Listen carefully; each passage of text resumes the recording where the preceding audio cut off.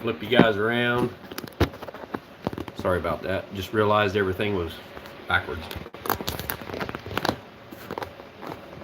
Who do we got in here? And can you guys hear me and see me? Let me clean this camera off. That's a little better.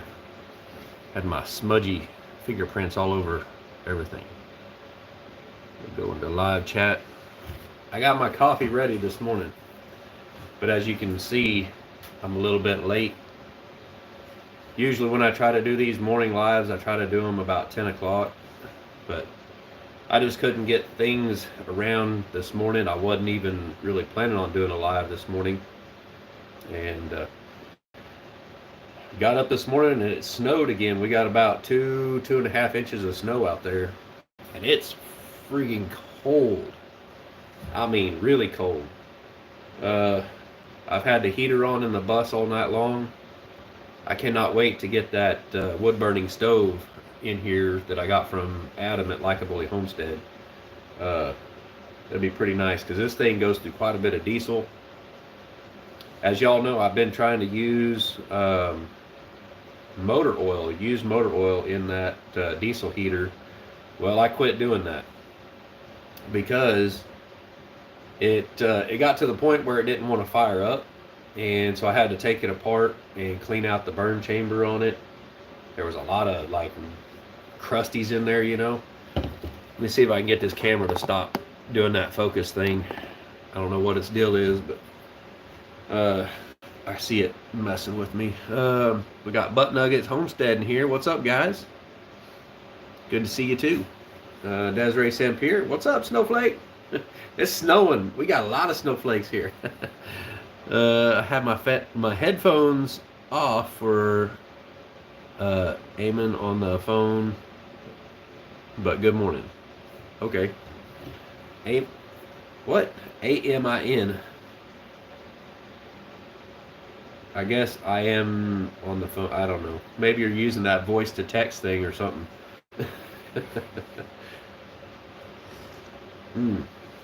Look at that. We got 3 people in here and 4 thumbs up. That's some weird math, guys. We got more thumbs up than we got people. Oh, a minute.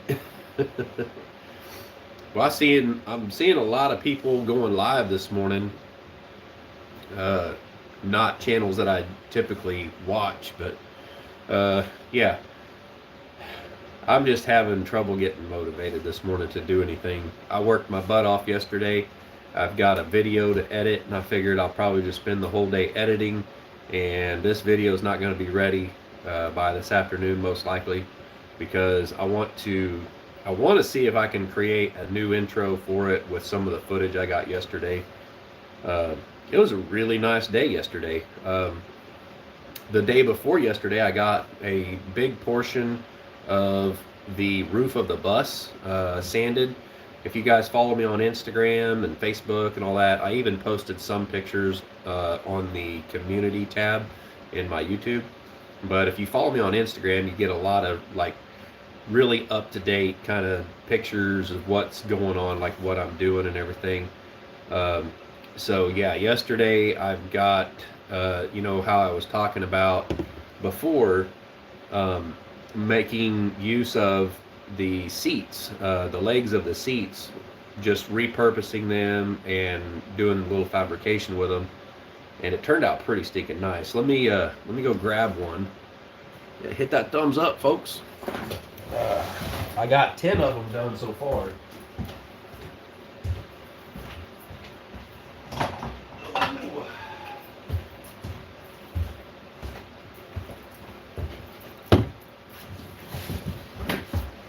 So yeah, I was trying to figure out exactly how this was going to work, and that's what I come up with. So basically, this right here, I need to drill a couple more holes in this right here to mount to the bus, the roof.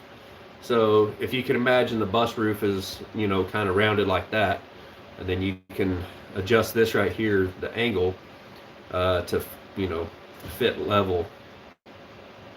You know, have something to mount your the deck to. But I got to make some more of those. I I got some aluminum angle from Lowe's yesterday, and holy cow, that was expensive.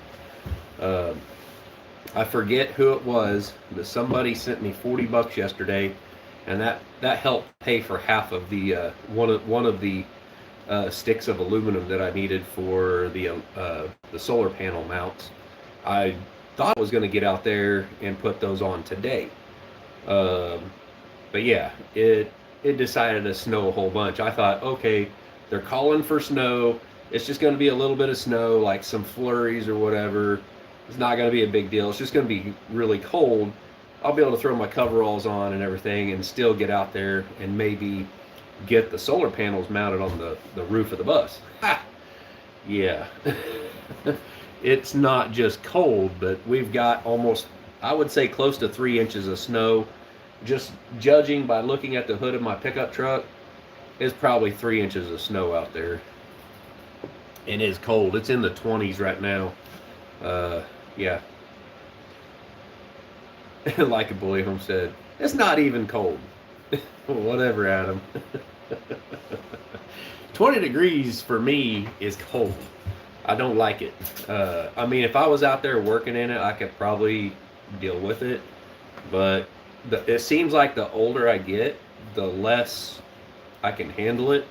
I remember days when I can't even remember how old I was, probably 24, 25 years old, working at American Rent Company.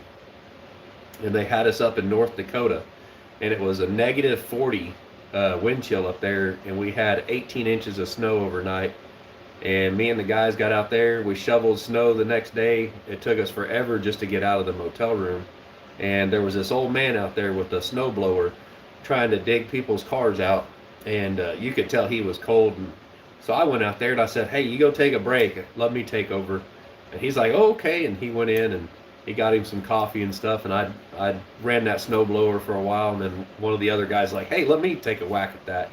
And that old man didn't get to touch that snow blower for the rest of the day. We were all out there taking turns with that snow blower while he was sitting in there sipping on coffee and hot chocolate. Pretty nice for that old guy. But we finally got dug out, and then the next day we was out there building a skate park, and minus 40 degree wind chill. You talk about cold. That is cold. So yeah, I understand what you mean. This ain't even cold in perspective. But Elaine Skelton, good morning. Cord Jackson, remember when you made the duck call? I've made several duck calls, so I don't know which one you're talking about. Like a boy says, this is why you need bulldogs. I don't even have a fire going yet. Hashtag dog blanket. Sandy Wilkerson, hey David, good morning. Good morning, Sandy. Cord Jackson says, sup? What's up? Weather has its own way. Yeah, it does. Did you get your wiring figured out for solar? Yeah, I did. They do wire. All right, so you got 3 panels. You got a positive and a negative on each. And the middle panel, you take the positive and it goes to the negative, and the negative from one to the positive of the other. And so then on the outside of the 3, you have a positive and a negative, and those go into the charge controller. So I guess it's kind of like a series. I didn't think you could do that because it is a 12 volt system, not a 24 volt. I don't know. I think you can actually do 12 or 24 with my charge controller. I've got to look into all that a little bit more, because from what I understand, you can actually do a 24 volt system and the gauge of your wire doesn't have to be as big. And so when I upgrade this, I may end up doing the 24 volt, so we don't have to have the huge cables or anything. My chat's not moving for me here. Like a boy said, hi mom. Hi mom. She said, hi Adam. Butt Nugget said we were not available for the live yesterday. I ended up taking both of those lives down because of all the BS and everything. And you know, I don't want to go back on what I said, because what I said was the truth, but at the same time, I just don't need that stuff out there. I was kind of venting and stuff, so I just took it down. There's no reason to leave that out there and everything, but anyways, we'll move on from that. And another thing, really awesome stuff today. I knew about this stuff ahead of time because I had talked to David over at Come On Homestead. Talked to him a little bit on the phone about some future plans and stuff.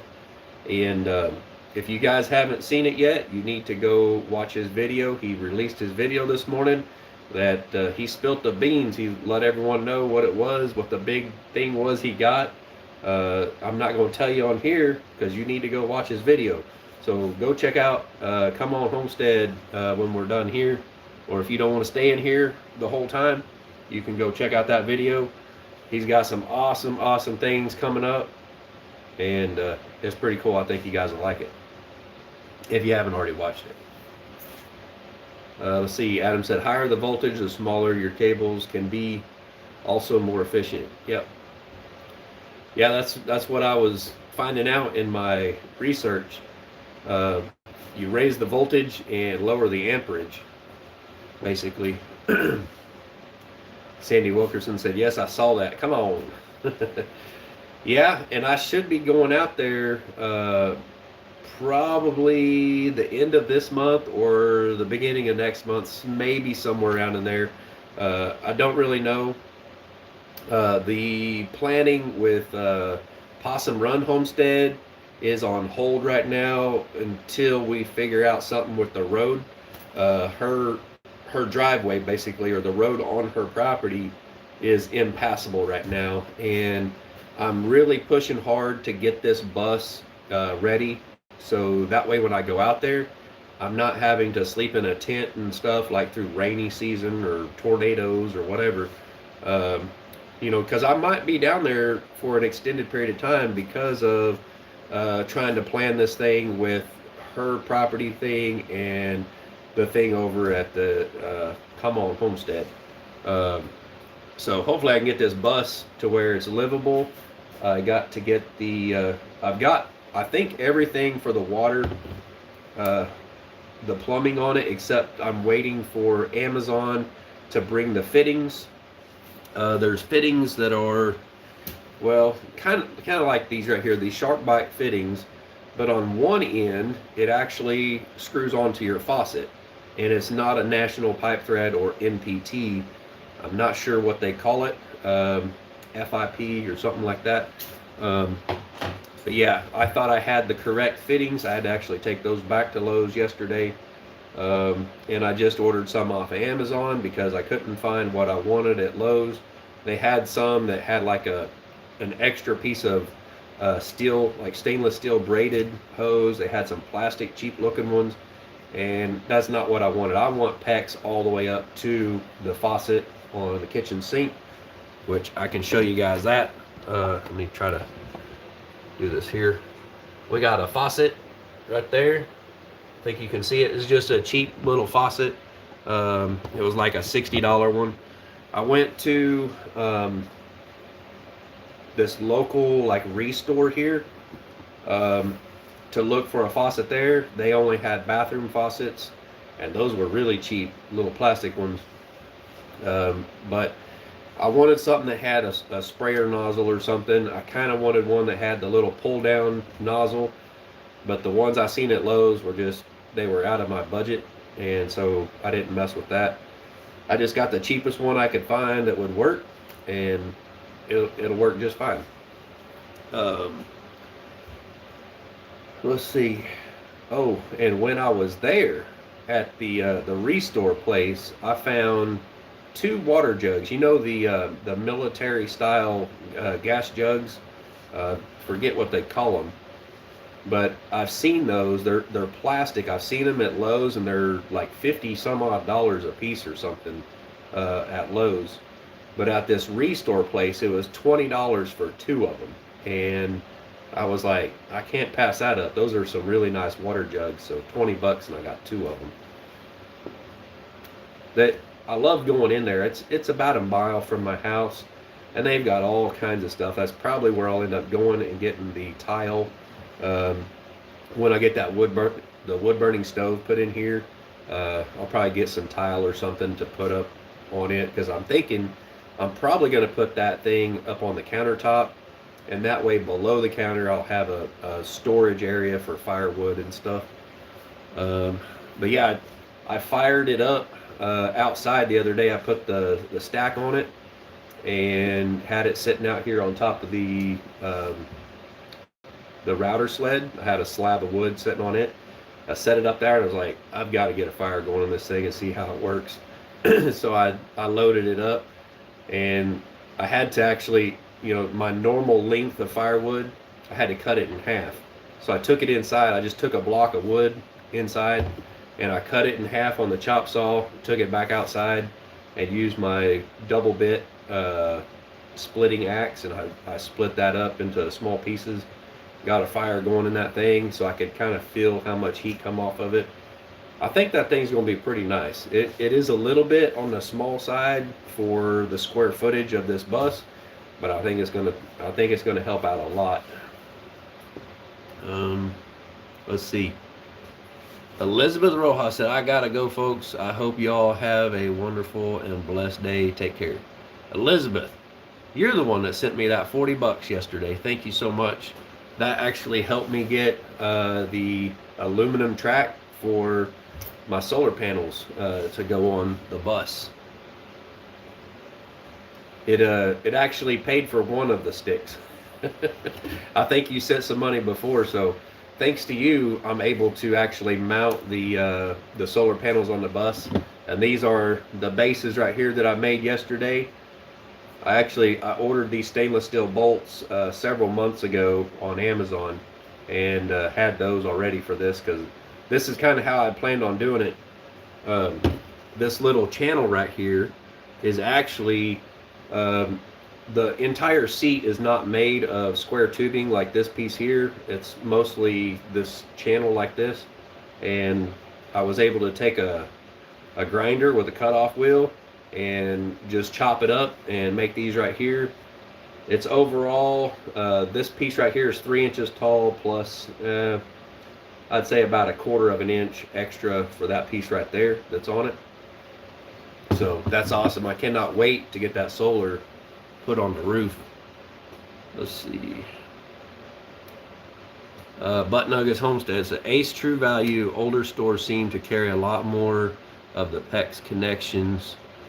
Yeah, I mean, Lowe's may have had it, and I think the problem is I just don't know diddly squiddly squat about PEX and stuff like that. I went in there the other day and I picked up the PEX pipe that is for the crimp connections, and it was in my cart, and I'm over there looking at the shark bite fittings, these right here, and the guy's like, okay, this guy just comes over, right, and he's like, you need any help? I'm like, probably. He goes, well, it's kind of obvious you need some help. And I'm like, why? And he goes, you got the wrong PEX in your cart. I'm like, really? I didn't know there was different types or whatever. So apparently there's different types of PEX. Some that you use with the crimp fittings, and then other PEX that you use with the shark bite fittings. And he says, do you want to use the crimp on or the shark bite? And I said, well, I want the shark bite for sure, because I know things wear out and things have to be changed and stuff, and I don't want to have to be crimping connections and all this stuff later on down the road. It's a lot easier. And I got that tool somewhere around here. I don't know what I've done with it, but there's a little tool that you use to actually disconnect those, and it makes it simple enough. And like a boy said, jerry cans. Yeah, the jerry cans. I got 2 of those for water. Those things will be super nice to have a little extra water on hand here in the bus, and not have to worry about them leaking, because they are super thick plastic. Like the boy said, it's pretty efficient, puts out a ton of heat. Heck yeah. The diesel heater is not very efficient. A lot of the heat, I want to say Now I don't quote me on this, but I want to say probably 60% of the heat from that diesel being burnt is actually going out the exhaust pipe of that diesel heater. And so you're probably only getting 40, maybe 50% of the heat into the bus from the diesel that you're burning. Um, Now with a wood burning stove, you're likely getting more than that out of it. Uh, I just the thing I kind of wonder about is what am I going to do for insulated pipe for that thing, because that is a pretty small pipe and I don't know where to find any insulated pipe for that thing. Let's see here. We got Paul Honeyman in here. What's up, Paul? Rebecca Davis, Touched by Yarn. Hey, Rebecca Davis, that hat, the beanie that you made me, that came in really handy when I was out there at Crazy Head's homestead. I was freezing my head off. I was in under the covers in my tent, and it just was not warm. I ended up getting up and getting that beanie, and I put it on my head just to try to stay warm. What's up, MT Homestead? What's up? Hello, Paul and Rebecca, like Bully said. Paul saying, hi, Desiree, my favorite snowflake. You guys see all the snowflakes we got out here? I don't know if you probably can't see out there. Let me get you closer to the window. Look at that. There's a lot of snow out there. It's crazy. I know it's so bright out there, it's washing out the picture a little bit. Let's see. We got the Weibles in here. I must have missed you guys. What's up, Weible family?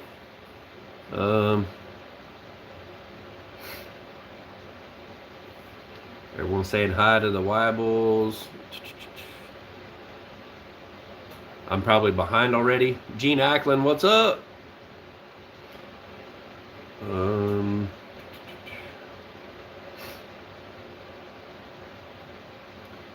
Rebecca Davis, that's exactly why I made it.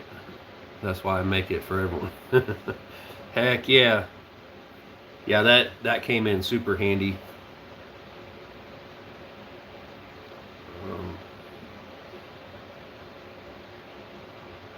Elaine, she says, you can keep that snow. Ugh.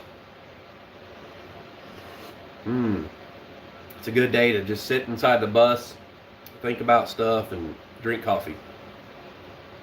And I was debating on whether or not to even do a live today. I was like, do I really have anything to talk about? But I figured, well, I need to probably get a video out today, and I don't really feel like probably doing a live this afternoon. In the afternoons is when I really kind of get going and try to get some things done. I'll probably, I don't know what I'm going to do today. I really don't. I wish I had a shop to get the bus in, because if I did, I could get the plywood out and build the composting toilet base. I also need to figure out exactly where the wall is going in between the bathtub and the bed. So I need to get that wall done so I can get the plumbing run through it, get all the holes drilled, and I'm going to build an air box for the diesel heater so I can actually put an air filter on it. That way I can, keep it cleaner, so I don't have to take it apart as much and work on cleaning it. MT Homestead, at Butt Nuggets Homestead, Mike says the pain is not so severe. He's good as long as he doesn't twist or bend at the waist or raise his left arm. Man, I don't know that I don't think I've ever broke a rib, but I know I've had one out of place before and it hurt pretty bad. I could just imagine what it would feel like if you broke them. That's crazy.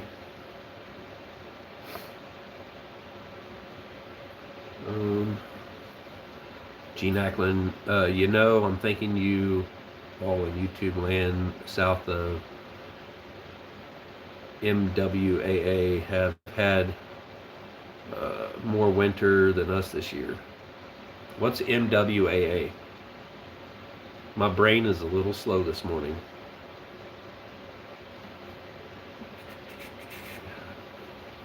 Is that like Milwaukee, or I don't know.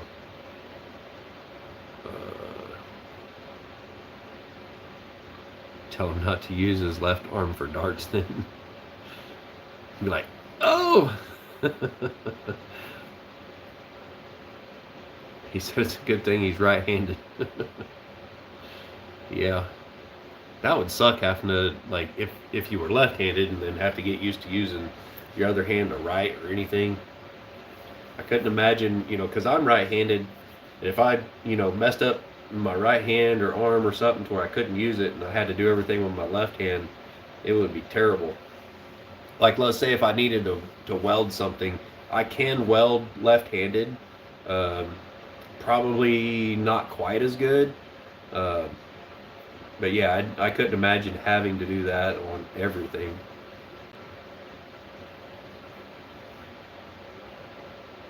Now we know why you're always on his left side. Wait, on the videos, she's always on his right side. It's the left in the video, like what we see, but that's actually his right.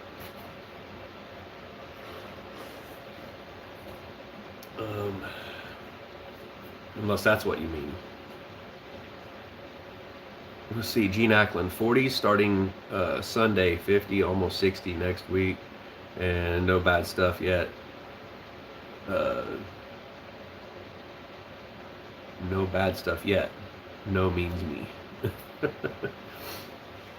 Yeah, I can't wait till nice weather, because I kind of need to get the plywood out here and start the walls, and I got to get the bathroom little area done. I think I need to go get some like some cheaper plywood for the walls for the bathroom. I really think that's the only walls I'm going to have, is just a stem wall kind of thing, just a wall between the bathtub and the bed, so I don't get water spraying over onto the bed or something. And then of course a little kind of U-shape around the toilet area, and maybe just a curtain thing. I mean, for the most part it's probably just going to be me and the bus, but if you got to go use the bathroom and you got company over or something, you kind of want to have that privacy available. Paul Honeyman, LOL David, it was a joke. What was a joke? Oh, okay. Which side he's on? Okay. See, like, my bird brain, I tell you what, I can't follow along sometimes. Today I'm a little bit slow, so help me out. Hubby has only had to plow snow once. I haven't had to plow it yet. I shoveled a little bit out here that last big snow we got, but I don't think I'll need it this time. Let's see, pegboard in some places maybe. I don't like the pegboard. I like to be able, if I got a wall built, I like to be able to like run screws into it, or put shelving on it or something like that. I'll probably just do some thinner OSB or something like that.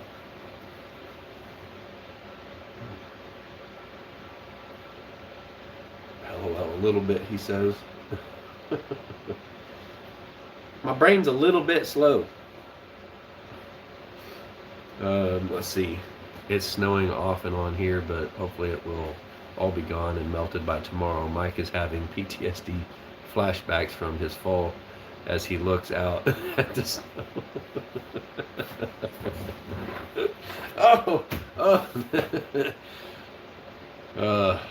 That's terrible.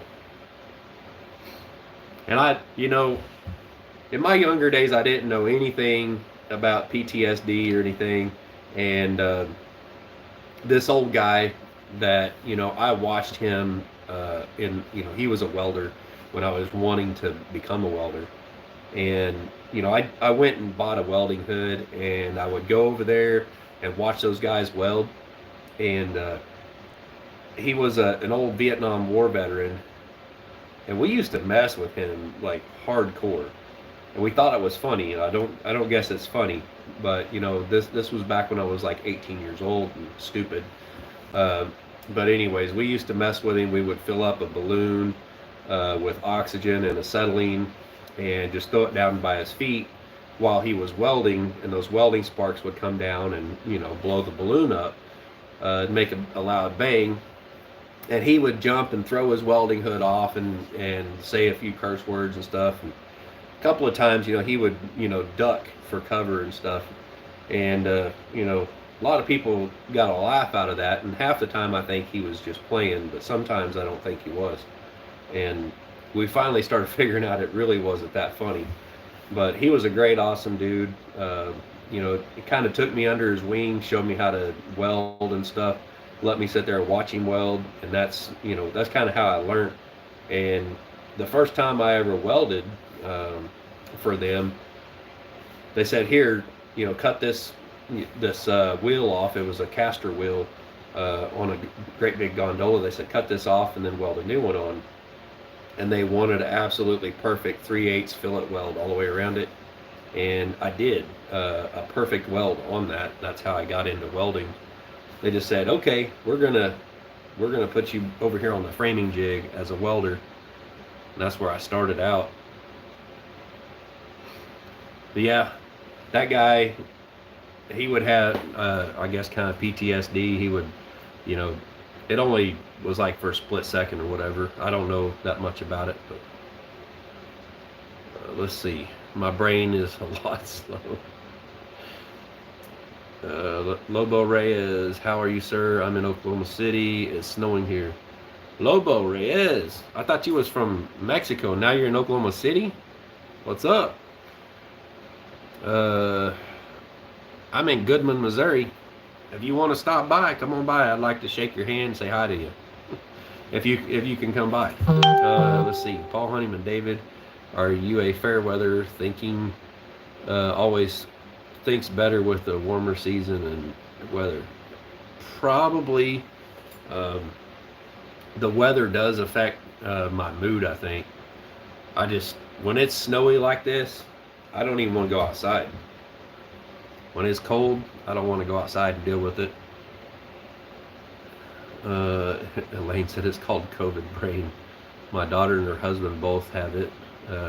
They can't think properly since they had it. Maybe it will pass soon. This is truth, not a joke. I don't know. I don't think that's what it is with me. I think I'm just slow some days. When I got up, well, let's see.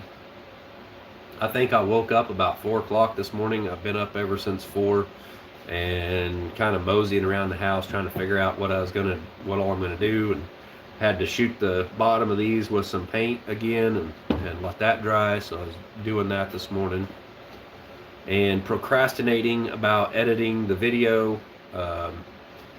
Looking over some video footage from Crazy Ed's homestead and just sitting there going, you know what? We've already done a bunch of videos, some lives and stuff like that, and I don't know. It kind of feels irrelevant. I didn't get that like really any good footage. It was kind of like just I set the camera up and recorded, and going through that footage, there is a ton of just sitting there talking and discussing, and all right, y'all noticed probably in the live that I was getting at the end of my rope, and honestly, that's why I don't want to put a video out on it, because if I do, I'm probably going to portray it as what actually happened there. And every time I tried to make a decision on something, there was always, why would you do it this way, and just arguing with me on stuff. And that's one thing that was getting on my last nerve, and I was just like, you know what, I'm done. I am not dealing with this anymore.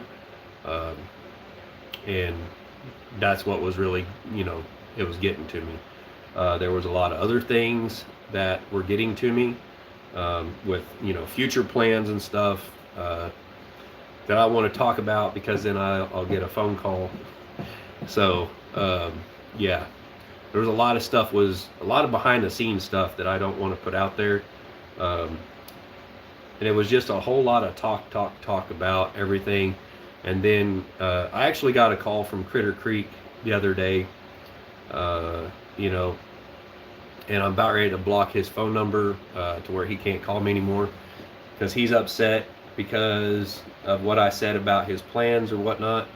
And you know what? It is what it is. I spoke the truth. You know that when I asked for a specific type of plan, I wanted the ridge to be in the center of the 16 by 16.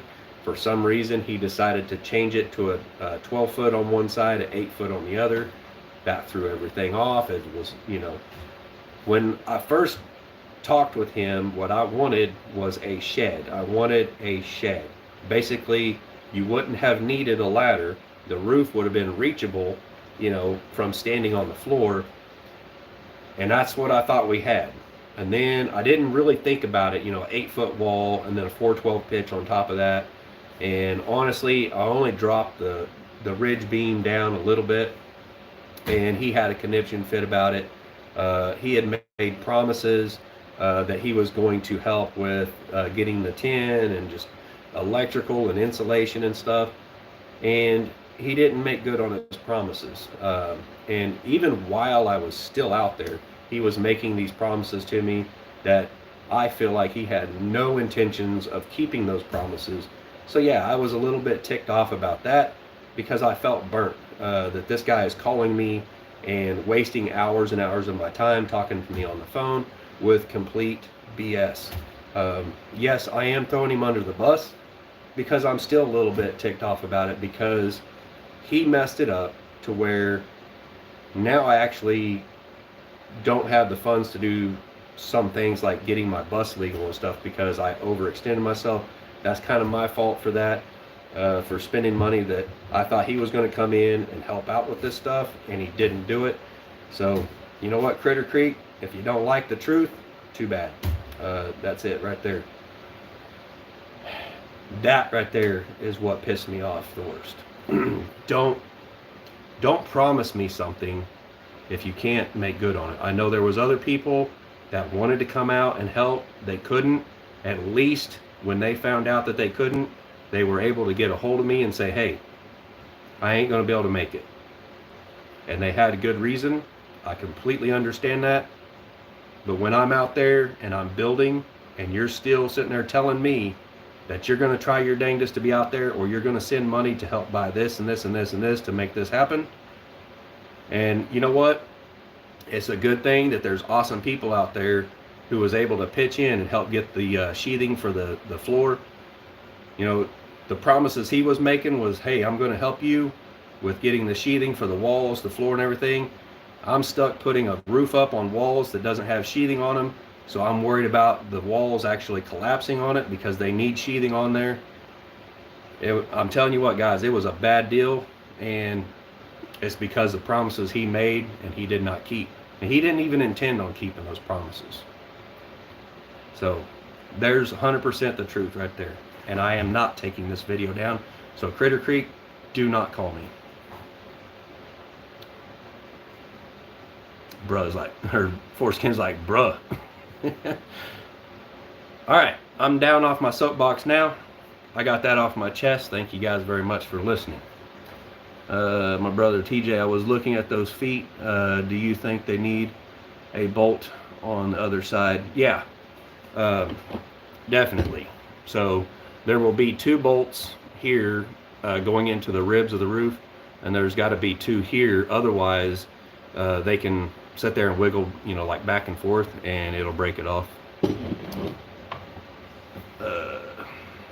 There's Motocross Chick, said, I just arrived to Hood's Live. What size line needs insulation? What size line needs insulation? I don't know what you're talking about.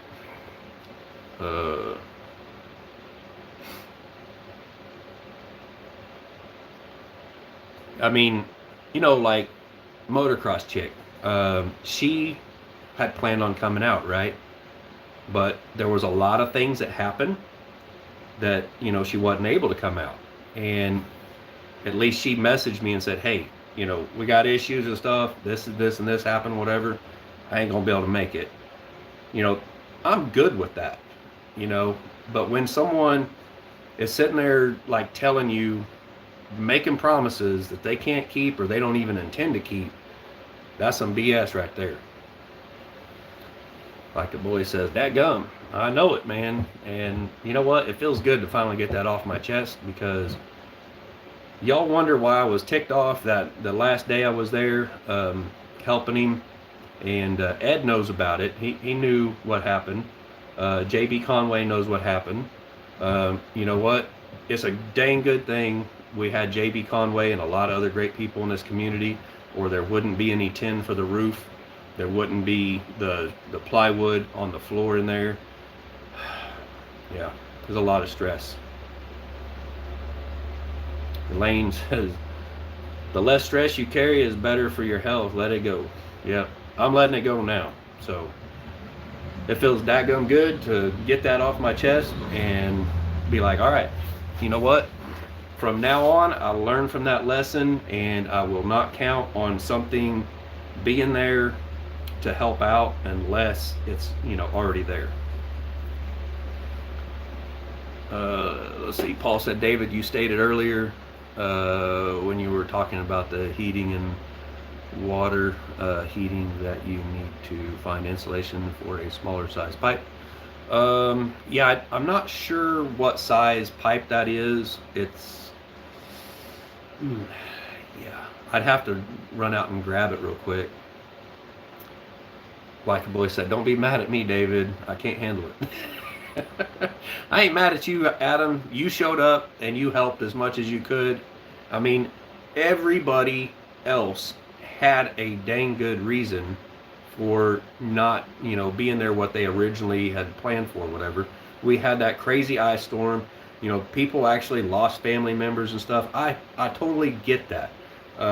And Critter Creek not being able to come out, I understand that, and I don't hold that against him, okay? But to continue to call me while I'm there on the job site and talk with me and tell me, hey, I'm going to send you X amount of dollars, blah, blah, blah, and so you can get this, this, and this, or whatever for this build, and then not do that, and then actually tell me the reason that he didn't send that was because I didn't like the plan, you know, the drawing that he made up. Whatever. That was, you know, pretty much after it was already said and done, right? So, Adam, if he gets mad at me, he's just another one. Nobody can get mad at Paul. Paul's too dadgum funny. I can't get mad at Adam because Adam will whoop my butt. No, I mean, I can put up with a lot of stuff, but it's when somebody does something and I actually feel like the reason it was done was malicious. It may or may not have been, but that is what I feel like. I feel like it was malicious to, you know, try to see if I could fail, or if I would fail. I mean, I didn't necessarily fail. I did not get as far along as I thought we could have. Yes, had we had a lot more manpower there like what we thought we were going to have, we probably would have had at least the 10 on the roof. At least. I mean, but you know what? Another day we can get out there and get it done. I don't know what all he's got done on that so far. He did send me a picture where he actually wrapped the top of the building in with that Tyvek to help keep the snow and water and stuff off of that plywood to help it, you know, last longer and not get all messed up. So that's as far as I know. And somebody, I can't remember who it was, messaged me on a previous video of mine and asked if I had talked to Ed here lately, but no, we don't talk like every day or nothing. Every now and then he might, you know, send a picture of progress or something like that to me. But as far as I know, he's just got the Tyvek on it. And the last I talked to him was I told him that he needed to cut a slit in the doorway so you could get air in there so things wouldn't start molding and mildewing. Old saying, one in the hand better than two in the bush. Yeah, and you know what? It's kind of my fault for just trusting that, all this stuff was going to happen. It's really hard to plan something like that without physically having everything there. Um, when I first started planning this thing, it was actually going to be a small shed, kind of like what's in my backyard, but a little bit wider. I think it was like a 12 by 16 or something we were talking about, and then somebody changed it to a 16 by 16. Let's see, Sandy Wilkerson said, David, I sent you a little something. Wish it could be more. Hey, thank you, Sandy. That's awesome. Every little bit counts. It helps. Yeah, I've actually had to spend quite a bit here lately on the fittings and everything for the plumbing, so I can get that stuff, good to go. I just thought, well, you know what? I don't have the money or all of the money to get it legal right now, so I'm just going to use that, little bit I had left of it, and use that to get plumbing stuff and everything like that, so I can get that done. And I don't know. Hopefully, I come up with the rest of it to get it legal so I can drive it. We'll figure it out. Green Country Agroforestry. We are burning some wood today. Hope y'all are staying warm out there. Heck yeah. I cannot wait until I can actually have a wood-fired wood stove in here. I got one from Likeably Homestead. It's super nice. I like the way it looks and everything. Paul Honeyman at foreskins, especially when peeing in the woods. What? What did I miss here? Oh my God. Paul. Now I know what you're talking about. Oh man. You guys. And TJ said, hopefully this is the last winter storm of the season. That's what I was saying with the last one. I was like, well, hopefully this is the last one of this season. And now we got one in March. I'm sitting here thinking, when's the last time we had snow in March? I don't know. But usually, let's see, March we get some rain and stuff. I don't know that we've had snow in March that I can remember.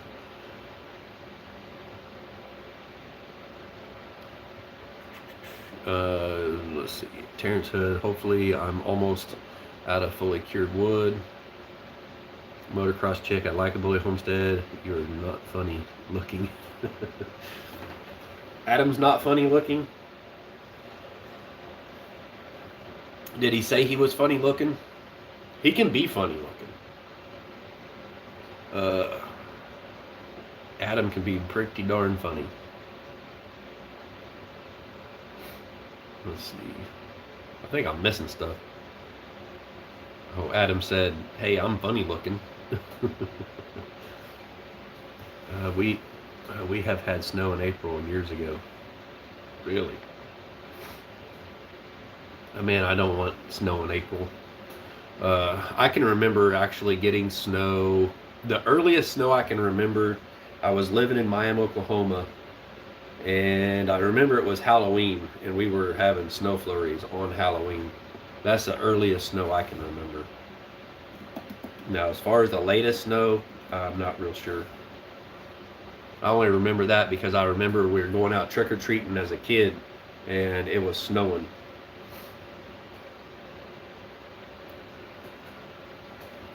Yeah, you can't get mad at Adam for very long. He'll make you start laughing. Probably like Paul. Well, Paul Honeyman, I imagine he's about the same. I agree with Tim Sisminski. It's great that you want to help everyone out, David, but you need to concentrate on how you can help them better. The only way to do that is to get you sorted first. Yeah, I've got to get my stuff lined up. Let's see, got to head into an appointment. Catch you later. All right, TJ, see ya. Yeah, with the most recent developments and stuff in the world, I am behind on my getting prepared for things kind of thing, you know. Not that that's what all this is about or anything, trying to get prepared. But, looking at fuel prices, things like that, the price of everything is going to be going through the roof. And, I feel like this right here is one thing I definitely got to get done. I definitely need the bus done so I can, use that for travel and helping people. I think what I need to do is I need to stop doing everything 100% free. I'm going to have to start charging, so much. Um, and that kind of comes back to what I was talking about before, with feeling like some things were malicious, because there's been a lot of talk about, people saying, yeah, Dave at Hood's Custom Shop doesn't help anybody out unless there's money involved. Well, that couldn't be the furthest thing from the truth. Basically, every time I go out to help somebody, I ask them to pay for my expenses and stuff. Um, it is what it is, and unfortunately, sometimes like people can't even afford to pay for that. My expenses are a lot with that sawmill. Just to get 10 blades for the sawmill is something like 250 or 260 bucks to get those blades. Yes, I reuse my blades here. I resharpen them multiple times, reset them. They don't do quite as good. I mean, they still do a decent job, but they're not quite as good the second time around usually. It depends on just how accurate I am with setting the teeth and everything as to how well they cut. And so if I'm cutting all of the siding and all of the, the framing materials and stuff like that for someone's build, I want to have the best blades on hand as possible. And so that costs quite a bit right there. And then there's, fuel cost and any like, let's say if I was to blow a tire out.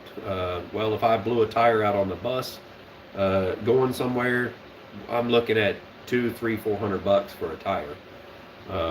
So yeah, there's all kinds of risk involved with doing something like that. Let's say if I was to go to Possum Run and get down there with the bus and get stuck, that could be a $800 tow bill or even more. I'm just saying 800 because that's about the minimum I know to get a heavy duty wrecker out and even hook onto you is $600 to $800. Let's see. Gene Ackman said, "World has tilted." Yeah, things are kind of weird. I watch Grumpy Grandpa Patriot Show to kind of get a little insight on some things. He does a lot more research than I do because I just simply don't have the time to pay attention to a lot of stuff. And watching Grumpy Grandpa Patriot Show and Two Old People on a Couch it helps me get a little bit of looking into what's going on and stuff. And I trust them that, they're not going to put a spin on things and twist it, a certain way or whatever. Like, you notice if you watch the news, they're always trying to twist it a certain way. And I don't like it. That's why I don't watch the news no more.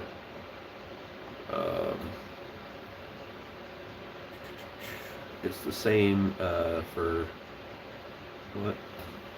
Buck Nuggets Homestead. It's the same for any blade. They all still cut, but not as good as new fresh blades. Yeah, and well, unless you have, if you've got the auto sharpener and the hand setter thing, you can actually set them better with that. It's just the hand setter that I have. It's actually made for a handsaw. It's not made for a bandsaw blade necessarily, but it does work for it. And it's the thing is, it's not quite as accurate. It's really hard on your hands. It takes a while. I got a comment on one of my videos on sharpening the blades yesterday or tonight. This morning, I got it this morning. Last night is when I guess he commented and asked how long it takes to do that whole process to a blade. And I'm sitting here thinking, well, that's a difficult question to answer because it depends on who is doing it. I mean, I'm pretty good at it. I've got quite a bit of practice at it on hand sharpening the bandsaw blades and setting the teeth. And you don't set the teeth every time. I set the teeth every other sharpening.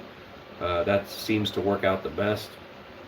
And the thing is, like, what takes me, 5 minutes to do might take somebody else 30 minutes to do. So I hate to answer questions like that. If a person is really that concerned with sharpening their own sawmill blades, they probably should spend the couple $1,000s for the automated sharpener and the setter. The good old days are long gone. Kinda. I hope they come back. Let's see. I wish I had a mill. I had a mill your yard. I see 24/7 work and money. Yeah, right. It's a lot of work, but it ain't a lot of money. If there was a lot of money in milling that stuff, I would be rich right now. If it was pine out there, I probably would have money, and things. Money wouldn't be an issue.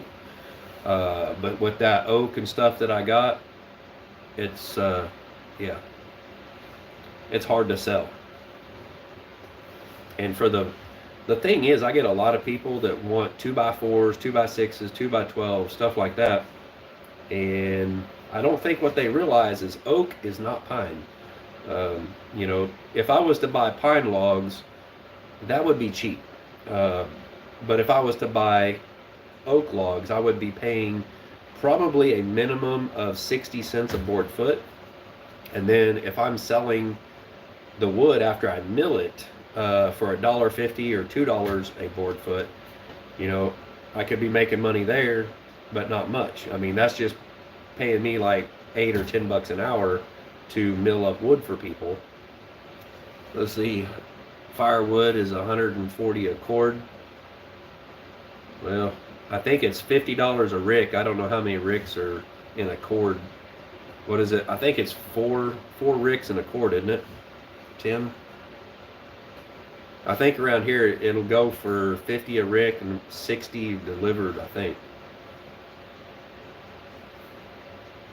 But there's also people down the road from me that are selling it for $45 a rick delivered. And I'm like, you guys are crazy.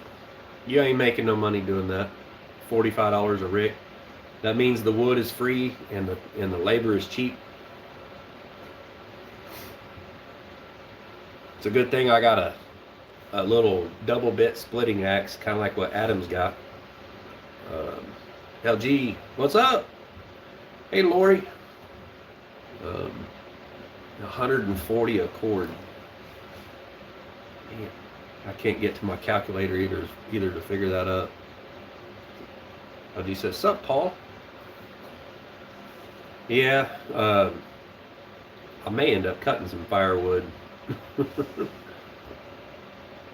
probably have a tree service. No, these guys are just cutting.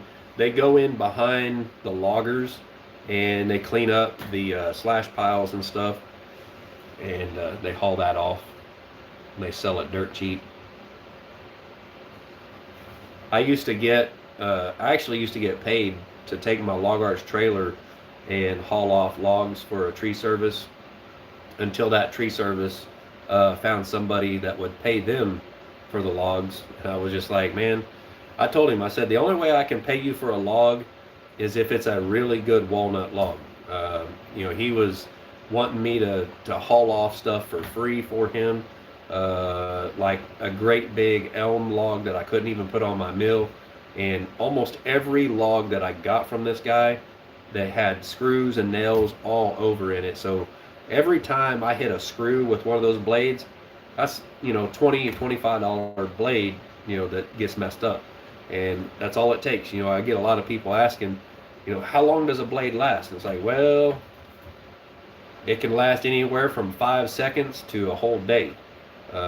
Typically, if you're running pine and you don't want the little stringy edges coming out the side, that's what happens when your blade gets dull, is it starts having those little strings attached to the side where the blade comes out. If you don't want that, you don't want to have to run it through a planer or something to take care of that, then you have to change your blade every 3 or 4 hours, put a new one on. I don't change my blades that often. I will run that blade for days in the oak and stuff. Oak, is a little bit more forgiving. Although when the blade starts getting dull, you'll notice you got to start pushing harder. It's actually a lot of work.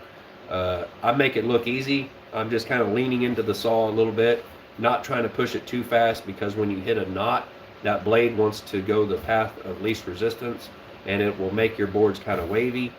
And when you guys see when Crazy Ed starts putting the siding on his cabin, if he gets up there close, you guys are going to see those boards are kind of wavy on the sides. It's not a big deal because the battens will go over that and cover it up. And it's going to shrink. Each one of those boards is going to shrink an eighth to a quarter of an inch, probably at least a quarter of an inch or so. I know with the chicken coop that I built, those were, I think, 8-inch wide. Those were basically 3/4 by 8, and they shrunk about a half of an inch. It's kind of a percentage, so however wide that board is, it's going to shrink a certain percentage of that width. They probably have, okay, I already read that. Gas prices tripled. I got diesel for the diesel heater the other day, and it was, I want to say, $4.89 a gallon for diesel.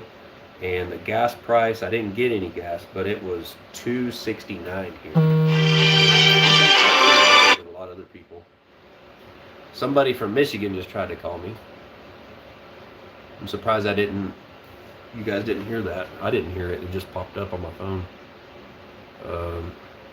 That's probably one of them fake deals.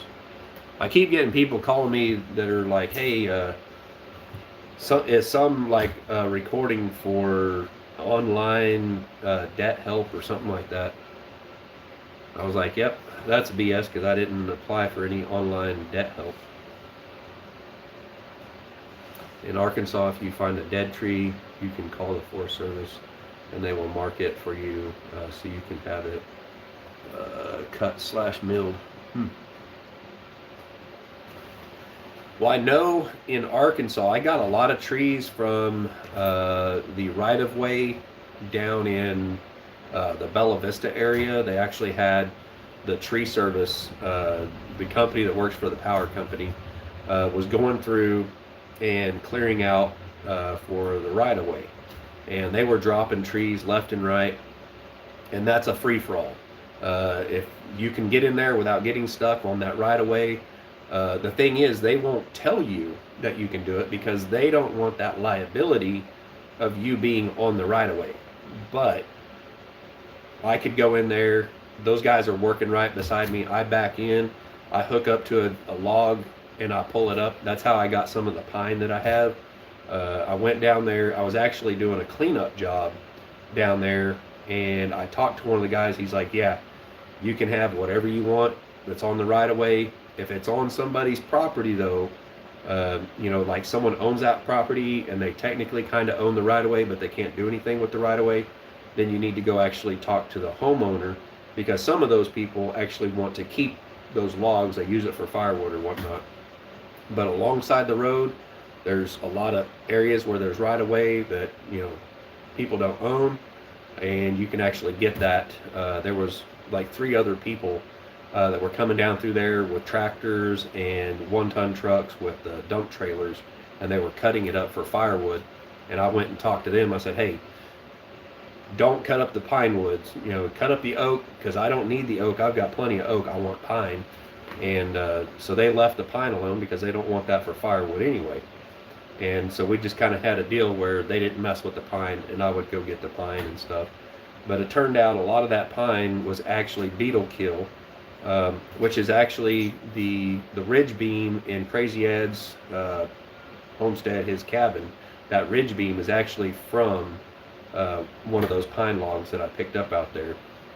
Unfortunately, it had been on the ground for a little bit. It had the beetles in it, so it's got some holes and stuff in it. It's still good. You can use it.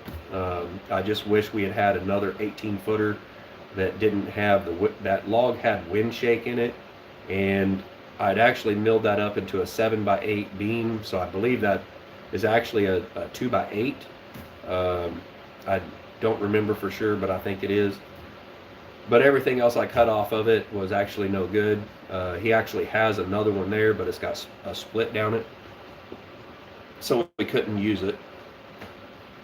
Green Country Agroforestry said elm good for growing mushrooms, not much else. Yeah, elm is good for like decking for a trailer. That's one thing elm is good for. It's also good for if you let it spalt.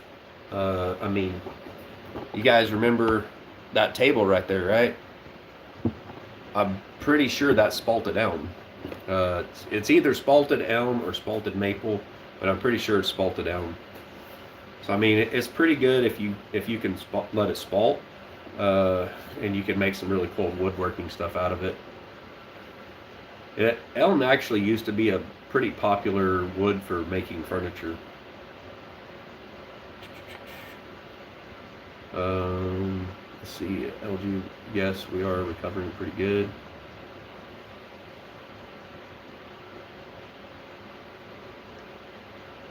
Let's see, a rick is a third of a cord, I believe. Adam says, I need more sycamore. Man, that sycamore that me and Adam went and fished out of the river, that was some nice stuff. It had a little bit of spalting going on in it. Man, it was some nice looking stuff.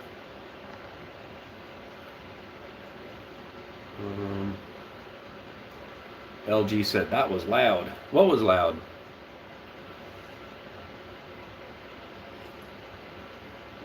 The 3 ricks make a cord. Okay.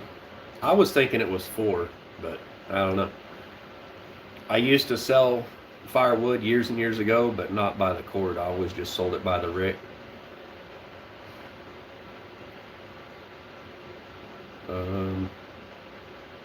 Driftwood looks amazing in the cabin. Heck yeah. Oh, you did hear it? Yeah, I didn't hear it on my end. It didn't make a noise. Rick is 4x8, but only 16-inch deep or so.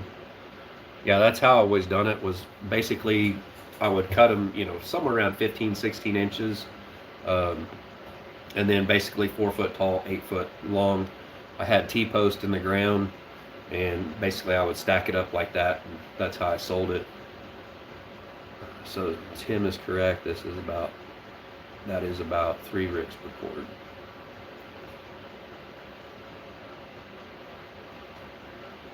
One-third rick is half a cord. Let's see. David, what do you do with locust trees? We have 2 unwanted. I haven't had any locust. That's the ones with the big old spikes on them, right? The honey locust. I would like to get some hedge. I have a little bit of hedge. I actually got part of a hedge log from what's the name of his channel? Dadgummit, I can't remember it. Rock Hill Farm. I went over to Rock Hill Farm and I took the mill over there a while back and helped mill up a couple of logs for him, some walnut, a big oak, and a hedge. And he ended up giving me a pretty good sized chunk of hedge. But I milled it basically into a big slab that you could use for a mantle for a fireplace. But yeah, I don't know. I've not really messed with locust. I thought I was going to get to do some woodworking with hickory, but hickory as it dries, you need it sticker stacked just so, and you got to have it strapped or banded. That hickory really, it twists and warps on you pretty bad. It twisted so much that I can't even use it. So I guess if you try to use hickory, you need to mill it like way thicker, several inches thicker than what you want the end product to be. Let's see. Around a toss load of wood would get you 80 to 100 bucks. Huh. I do have, I could cut this stuff up for firewood, And the neighbor that I've given a bunch of firewood to, they actually showed up here yesterday while I was building those brackets, and they needed firewood. I didn't know they were getting low, and I still had some of those blocks of wood laying around. I said, load it up and get it out of here. I don't want to mess with it. Let's see. Green Country Agroforestry said Locust makes good outdoor furniture and fence post. If you burn it, use less. It burns long and hot. Yeah, I don't know what Locust looks like on the inside. One thing I wish I had more of is a pecan. I don't know what it is that people around here like about pecan, but pecan, it looks pretty nice. It has some different colors and stuff in it, mostly just like tans and browns.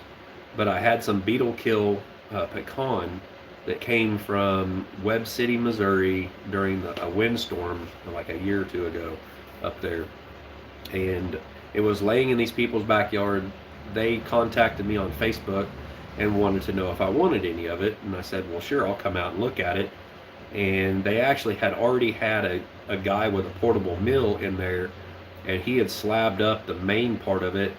They wanted to keep the slabs, and they had a whole bunch of like limbs and stuff like that. And I said, well, shoot, I'll go ahead and load that up. I actually have a video of me loading that stuff up. There's a lot of smaller, good size, 10, 12 inch diameter limbs. And I brought that home and milled up some of it. I posted it on Facebook, and it sold pretty quick. I still have a little bit of that because I left the live edge on it, and you can see the beetle tracks in it where you peel the bark off, and you just see the beetle tracks in the live edge. For some reason, people love the heck out of that. But I have to actually treat that with borax. I mix borax with warm water and spray that on the wood to kill the bugs. Let's see. Foreskins, cleaning out my woods of wild cherry. Some are nice.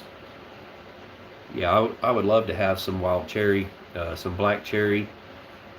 That would be pretty nice. Black walnut and cherry around here that's what I really want to deal with, is the black walnut, the cherry, and the cedar. Red cedar, not white cedar. I don't even know if we have white cedar around here. But yeah, the cherry is really nice for cabinetry, furniture making, stuff like that. Making duck calls. Let's see. Foreskins, whereabout in the country are you? Are you in like near my area? Because I would love to get a hold of some black cherry and see if I couldn't maybe work a deal with some of these cabinet companies around here. I tried dealing with them with the white oak, because I have quite a few white oaks back here in my backyard. I could have milled that up, made some nice 5/4 for them. But the guy that I was dealing with he's a rip-off kind of guy. Wanted to give me like 60 cents a board foot on it, and I said, heck no. I can take that white oak, I can take it over here to Missouri walnut, and I can sell that stuff for $1 a board foot. Now, why would I mill it up and dry it and sell it to you for 60 cents a board foot? And he gave me a line of BS saying, well, we buy it for 30 cents a board foot, blah, blah. I was like, you're crazy, man. I can take that white oak log, I can take it to Missouri walnut, just haul it to them, just cut it down and haul it to them and get $1 a board foot on the log. Why would I sell it to you for 60 cents a board foot after I milled it and dried it? That's crazy. He tried to scam me basically and tell me that $2 a board foot was too much. I was like, heck no, dude. And then he'll call me every now and then, or he'll actually message me on Facebook under a different name, trying to see if I still have that white oak available. But that's actually what I'm building my cabinets out of in my bus. So I'm like, nope, I don't have any more of it. I'm not selling it. I picked through it. I got all the #1 grade stuff out that I could, all the quarter sawn, and that's what I'm building my cabinets out of. I was going to give them a pretty good deal, but yeah. Let's see here. Cherry has a lot of burl in it. That's some good stuff. Cherry burl. It makes some nice duck calls and turkey calls, all kinds of calls. I know a guy that makes calls for a living. Well, it's kind of his side gig. He's actually a FedEx driver. That's how I met him. He delivers to me every now and then. And he stopped by here one day and he asked, he said, "You got any like special pieces of wood, like some spalted oak or, you know, some burl stuff or whatever?" And I'm like, "Oh, I've got all kinds of stuff." And I started showing him, and he ended up, I gave him a piece of spalted white oak. Well, I tried to give it to him, and then he gave me $10 for it. He's like, "Man, I can't just take this," you know. He paid me $10 for that. And then later on, I did a video where he actually made the breast cancer awareness deer grunt call for Tim at Ridge Life. And that's Brew Calls, if you guys want to check him out on Facebook. He does have a YouTube channel. I tried to get him to do YouTube. I think he may have one video out there, but I don't think YouTube is really his thing. He just, I don't know. It could be his thing, but he just doesn't, I guess, have time to put into it. Let's see. My mom said it here, it's great for smoker. Green Country, walnut, hickory, butternut, and pecan are all fairly closely related. I like butternut. I made a nice little Webster dictionary stand for my grandma back in high school out of butternut. It's kind of a light tan, brownish color, and a little bit lighter whitish color in that. Pretty nice wood to work with too. Hickory, just, I don't know. Hickory wouldn't be bad. It looks nice if you can get it to dry pretty flat. That's the problem. Mary Jemison, hello, David at Hood's Custom Shop. It's snowing again. It's not snowing right now here, I don't think. We got, I don't know if you guys can see it back there. I don't know if I could block it out where you can actually see outside, but you can see the snow's melting off the bus. It's pretty warm in here. Exeter. Okay. I'm not real sure where that is, but I'll be able to look it up. Yep. Yeah, I've got a whole hickory log out here that I milled into. Well, there's some of it's 4/4, some of it's like 8/4.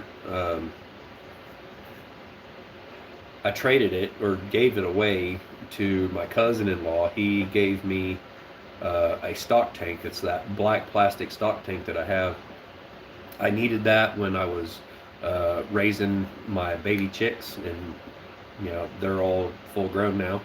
I've actually lost most of them, but he gave me that, and I said, well, you know, he was doing like, you know, what do you call it? I don't know, where you go into someone's house and you redo stuff or whatever, and he needed some for doing some live edge countertops and stuff. And I said, well, you can have this. It was halfway dry at the time. He was supposed to come out the next day and load it up. And so I popped the straps off of it to let him look through the pile. He looked through the pile, he left it. He never came back, and it warped terribly. The straps should have probably never been taken off until it was fully dry. So it's really no good anymore. There's not much you could probably do with it. But I would definitely like to get some nice black cherry, some burl cherry would be pretty nice. There was a guy that has a store up in Springfield, Missouri. He came out here a couple of times and bought some stuff off me, but he hasn't been out here since. He's basically, he's got a store of like specialty woods, burl wood and stuff like that. And I deal a lot in like the spalted stuff, because I just let the logs sit out here on the property for a while. Every now and then I kind of go through. and try to take the ones that are on the ground and get those picked up and put up higher on the stack so they can start drying. And then the ones that were at the top end up on the bottom, and so they can start spalting. We got a lot of mushrooms and stuff growing out of them, and so I kind of need to start milling up some of that stuff and see what I've got. The ones that's got a lot of mushrooms growing out of them probably got a pretty good amount of spalting going on. Yeah, I can't, with a manual mill like I have, I can't really compete with the big box store on making lumber and stuff like that, because they've got, you know, automated machines that produce that lumber at such a rate. There's no way I could possibly compete with them. I just have to deal in, you know, specialty woods and hardwood, stuff like that. But whenever it comes to, you know, milling lumber for my own buildings or whatever, if I get on a property that's got, you know, some pretty good, you know, sized pine trees, or if I just buy the logs, that's probably, you know, if I was to move onto a property, I probably wouldn't be cutting down my own trees to build a shop or a house or anything. I would probably just save up my money and buy an entire truckload of pine logs, have that brought in, and then I could mill that up and produce my lumber for way less. You know, my cost would be a lot less because I'm not having to pay for the labor and all that kind of stuff for milling it. So that's kind of my plan. Why I got the sawmill was not just to try to build a small business with it, but to be able to build my own home and shop and stuff like that. Motocross Chick says diesel was $5.40 a gallon this morning at the truck stop in Mooney, Illinois. Dang. Yeah, here I want to say it was like $4.80 or $4.80 something. And I got that 5-gallon jug, and it was a little over 25 bucks to fill that thing up. I filled it all the way up. Good morning, Patty Price. You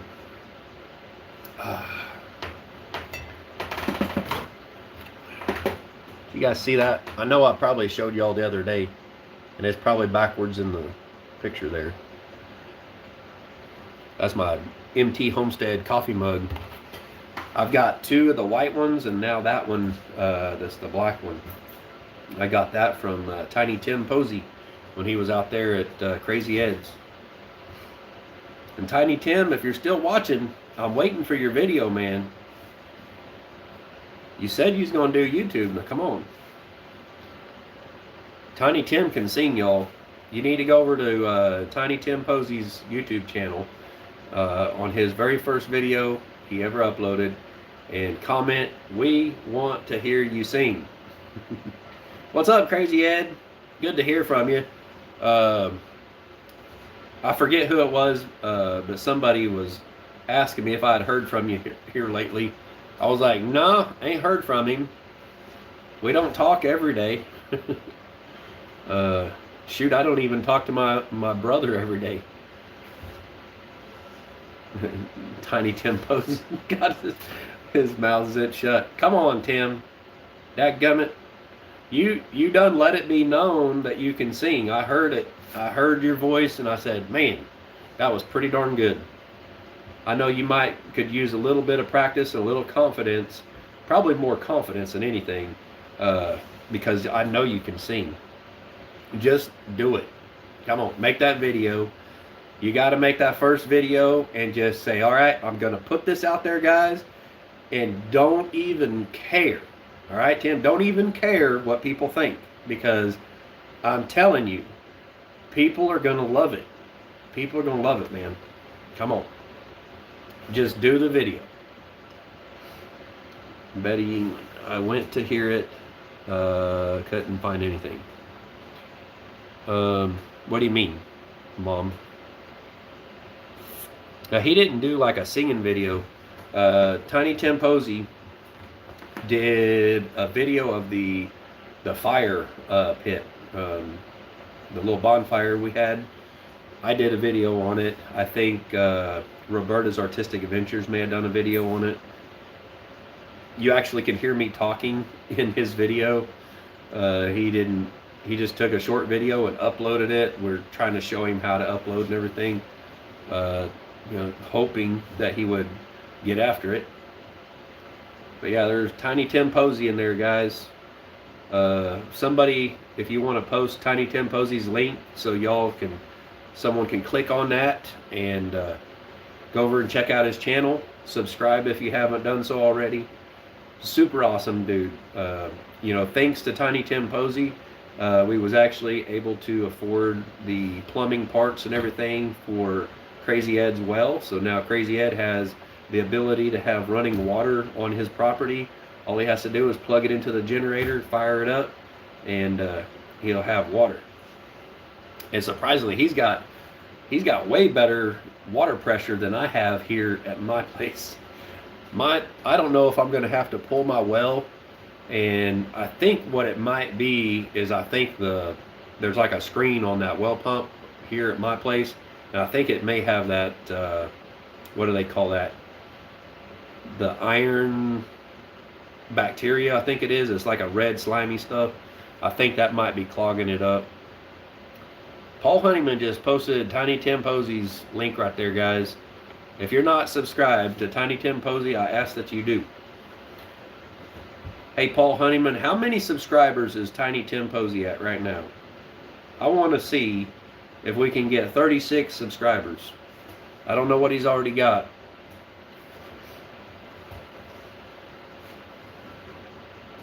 But I'm telling you, Tim can sing.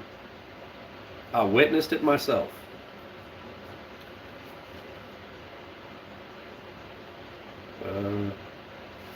Motocross chick, asterisk homestead. Might be a typo.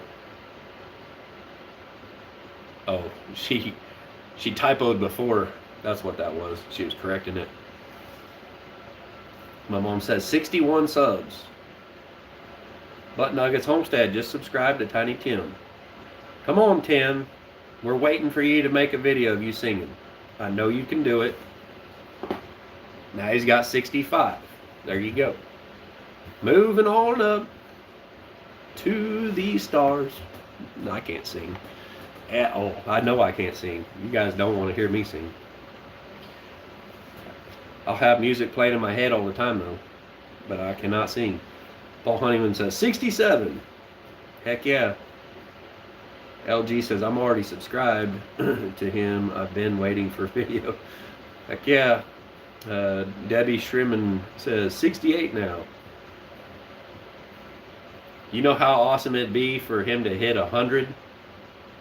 That'd be freaking awesome. All he has to do is put some videos out of him singing, and I'm telling you, his channel is going to start growing. I promise you, Tim. Your channel, you start putting those videos out, your channel is going to start growing. Because people are going to see it, and they're going to be like, daggum, this guy can sing. 70 people now. Woo! Y'all make sure, when you go over there and you subscribe, make sure you leave a comment on his video. And at least watch the video for a couple minutes so that hopefully your subscription sticks. Crazy Ed said, I feel okay, MX. Is just cold and snowing. Are you off today, Ed?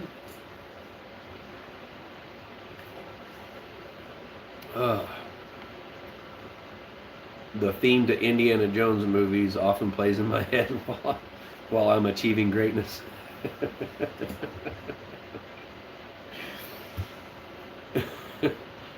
I can just picture that.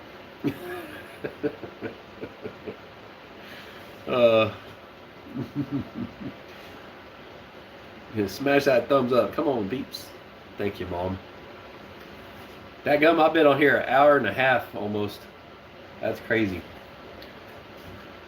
Yeah, I got the rooftop, the front part of the bus painted yesterday. I just slapped some paint on it so I could hopefully get these brackets right here mounted today.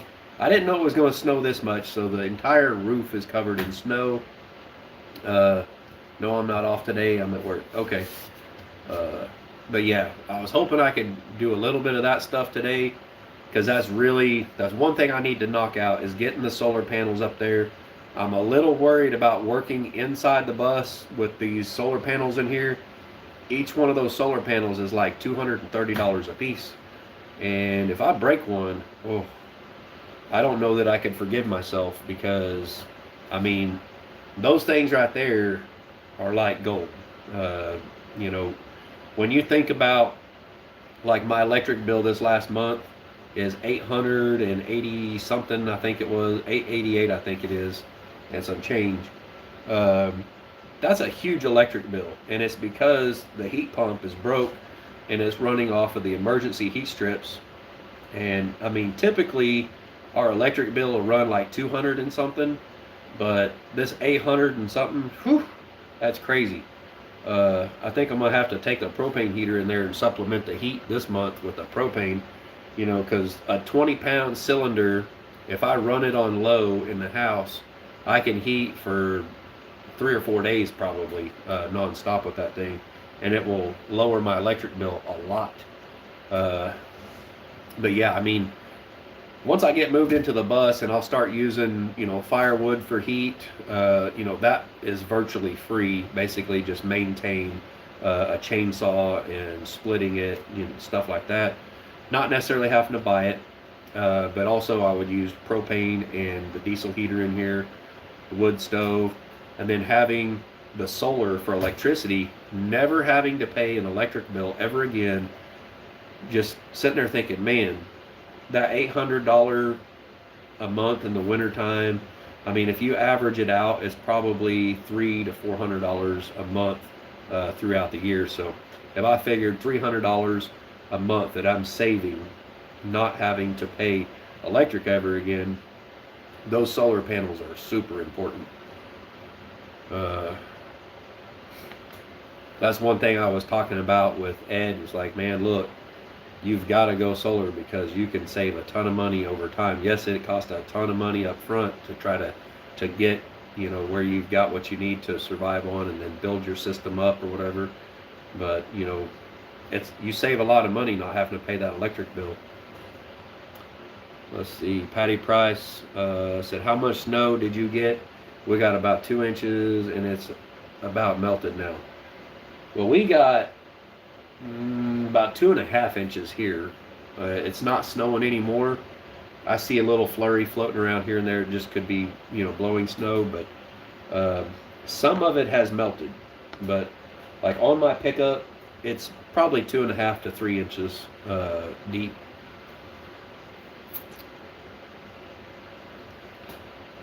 Oh, Paul Honeyman says, no, David, don't smash the thumbs up, people. Stroke that button and respect your keyboards. This is a friendly reminder against keyboard abuse. Yeah. Gently rub that thumbs up or stroke it. Tiny Tim Posey, no pressure. But truly, thank you to all that sub to me. Just amazing to me. Hey, that's what we do. That's what we do in this community. We try to help lift people up. Anybody you're going to meet in this community is going to be helpful and be like, hey, come on, you can do it. Put some videos out there. We know you'll get those hater comments, but ignore them. If somebody's hating on your channel, they're not, you know, someone you need on your channel anyway. You can go ahead and block them. Just ignore the hater comments that you may or may not get. Just know this: once you start getting those hater comments, that's when you know you're doing something right. That's when you start growing, you'll start getting those comments and stuff. But man, I'm telling you what, you can sing. I'd love to see some videos from you. It's always fun to watch an upcoming channel.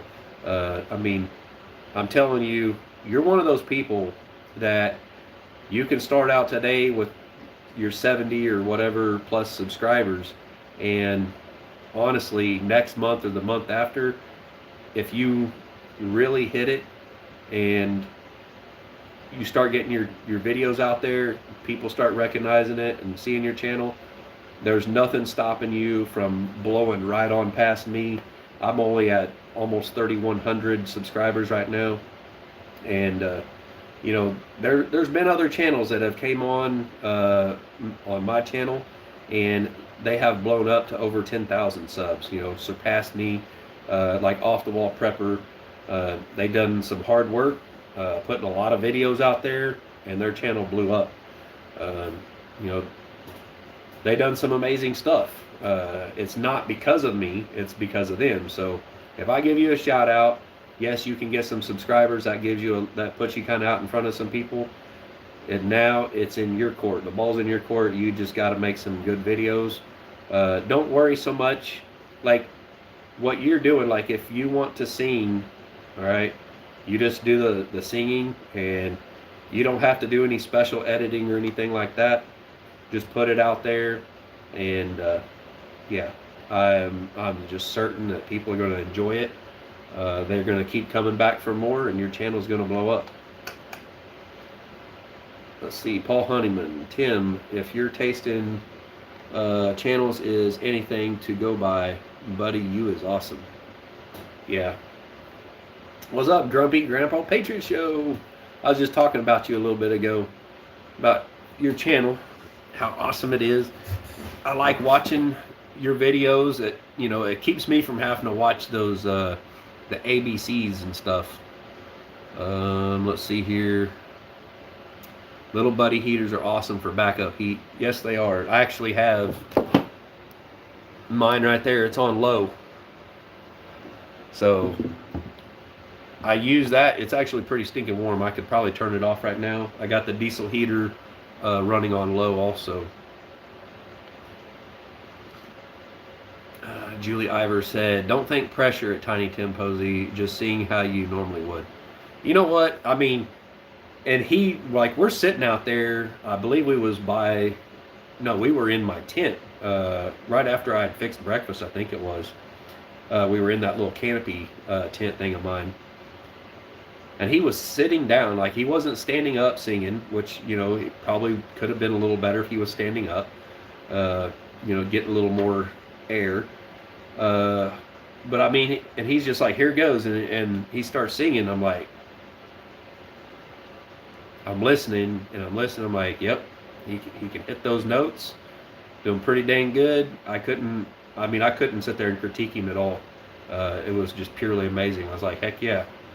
But that was just one song, right? I need to hear more from you. No pressure, man. It's your channel. Put it out there. And I'm telling you, people are going to like it. Also for heat, eat lots of beans. You don't want me eating a lot of beans. Especially in the bus. I might not wake up. I'll gas myself to death in here. Beans are terrible on my stomach. Butt Nugget says, got snow here now. Yeah, I seen it moving down that way. And, you know, it's all, like, down there at Possum Run Homestead, her driveway is already a mess. And now you guys are all getting snow down in that area. I don't know how long it's going to be now for it to dry up. It could be months. I don't know. It could end up maybe being one of those deals where we got to, like, winch the logs off of her property up to the road and mill it up on the side of the road and then carry the lumber in by hand or something. I don't know. I watched Come On Homestead's video, and he's got a creek running through there. That creek is just beautiful. Love it. Super awesome. I can't wait till I can get out there and check out that property and see it, you know, firsthand. And I guarantee you guys, I'm going to try my best to capture that on camera and, you know, show y'all as much as I can of the beauty out there. I cannot wait to see this, you know, all come together. Now, everything is still in the planning stages on that. He did contact me so we could talk about it and everything. So, yeah, I think it's going to be super awesome. It's just a matter of getting it planned out. He's got some things, like he said in his live and stuff, He's got his brother's wedding and stuff to go to. So it's going to be just a little bit, but there's some awesome things in the works coming up. It's going to be awesome. Let's see, LG said, I gotta go. Greg is trying to flex his muscles. I gotta go lay the smack down. We believe in you, Tiny Tim. Get her done. Just upload a video, man. Just do it. Just do it. Come on. Yeah.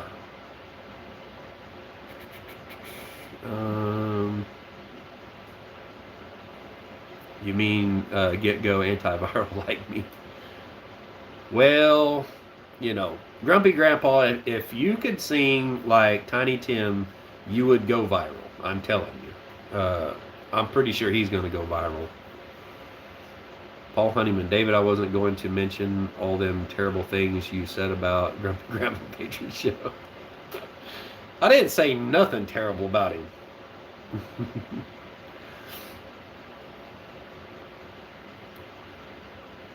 Sandy says, subscribe to Tiny Tim Posey. And the Grumpy Grandpa says, Paul, fill me in.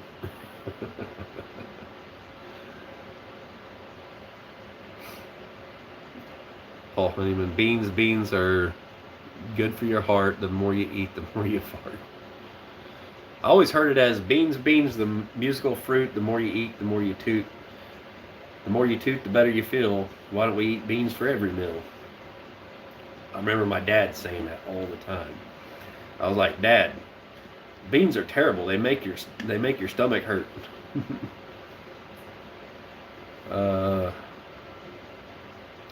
Tina Boxell said, been waiting to hear Tiny Tim sing. Yeah, I've been thinking maybe I need to do a live or something with StreamYard and bring Tiny Tim on and let him sing live. Now, you want to talk about some stress or... yeah, that you'd be on the spot then. Butt Nuggets, Homestead, Deborah, just talk to her and let her know we aren't going to be able to make it to her birthday. Oh, you're not going to be able to make it to dadgummit, Mama V's. I'm telling you, my brain is slow. I just almost put someone in timeout. Holy smokes. Julie Ivers, you almost got put in timeout on accident. I gotta watch it. Funds are tight. Yeah, I get that. My funds are super tight. I'm trying to make sure I don't get into the funds that was sent to me for going down to Mama V's. I've got to have a lot of fuel to get down there and back. I don't want to go down there without already having the money in the bank to come back.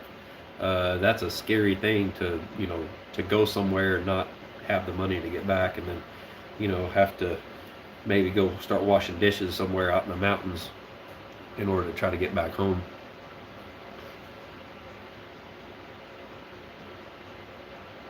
Motocross chick, come on at Tiny Tim Posey. We heard that you sing like a rock star. I cannot remember what it was he's saying, but it was good. I could tell he's got a voice on him. We had a snow day today, so I'm off and can catch your live. I watched your video this morning, Grumpy Grandpa, like 2 or 3 times. Maybe it was last night. I don't even remember. I think it was... yeah, it was last night, because I was sitting here trying to edit video, and I had it playing over here beside me. And when I'm trying to edit video, trying to listen to what I'm saying and stuff, and then also watching the video, it just, I don't know, I got, I guess, a one-track mind, so I can't do 2 things like that. And so finally I was just like, nope, forget the editing. I was getting tired last night, so then I ended up going inside and I watched the video over again. Motocross Chick says, I subbed at Tiny Tim Posey. Paul Honeyman, LOL at Julie Ivers. I've forgotten more about my adulthood and short-term memory, but I remember most of my childhood. That sounds a lot like me. I can remember a lot of my childhood, but I can't, like, I forget a lot of stuff, which is probably a good thing. That way I don't stay angry about stuff too awful long, because I'll forget about it. Cindy Brown, what's up? She says, okay, all, have a great day. I have to go take care of the little man. All right. Take it easy, Cindy Brown. I watched the campfires and thought I would get to hear a bit. Oh, yeah, he wasn't singing out there at the campfire. I think it was the next morning I was making breakfast. I think I just sat down and was eating, or just got done eating, and I think he just got done eating too, if I remember right. And we were talking about his channel and stuff and what he was thinking about doing, and he's like, well, here goes, I'll just, let you hear it. And he sang a little bit, and I was like, dadgum, dude, that's actually not bad. And trust me, if it was bad, or if it wasn't so good, I would have told him. I'd be like, you need to work on that, but he really can sing. I got a friend out in the oil field. He's got a channel also, and his channel name is Craig Fairless. So if you guys want to look up Craig Fairless, that's my good buddy out in the oil field. Me and him were real close. I helped him, take care of, do the mechanic work on his trucks. He had like 3 different trucks. I had just my one truck, and everywhere we moved in the oil field, like, we just kind of stuck together. There was actually me, him, and 2 other dudes. We just kind of, stuck together. We were like a group, and where one of us went, we all went, and we helped. One person had a problem, we was there to help back them up and stuff. And so it's really nice to have really close friends, and something like that right there really helps out a lot. There was times I had to lean on them, there was times they leaned on me, and it just worked out really good. But that guy, he can sing pretty good. He's got a few videos out there. He does a lot of like country music stuff. But yeah, when I first met him, he just had one video that was really grainy. It was a video someone shot with a cell phone years and years ago of his wedding. And yeah, it was like, the picture was terrible on that video. I was like, you can't even tell who's who in that video. He's like, yeah, I know. But I said, you should sing, because, I roomed with him in his camper trailer for a while, and he'd be sitting there like fixing breakfast or something, and he'd just start singing. I was like, dude, you can sing. Why don't you do some YouTube videos? I was already doing YouTube at the time, but not a whole lot of videos. And he eventually put a few videos out. So if you want to go check that out, yeah, Craig Fairless. I actually made a shift knob on my CNC. I turned it on the lathe out of epoxy. It was just some colored epoxy I turned on the lathe, and then I put it in my CNC. I did a video of making that shift knob for his semi truck. But yeah, the guy can sing. Deborah, I don't soak my beans. I put a carrot in, excuse me, and bay leaves in mine. They absorb the gas. Always heard you like take a potato and cut it in half and cook that in with your beans, and it absorbs it. I don't like beans that much. I remember when I was a little kid having to eat beans a lot. I remember a time when we were darn lucky if we had sugar or something to put in with our beans.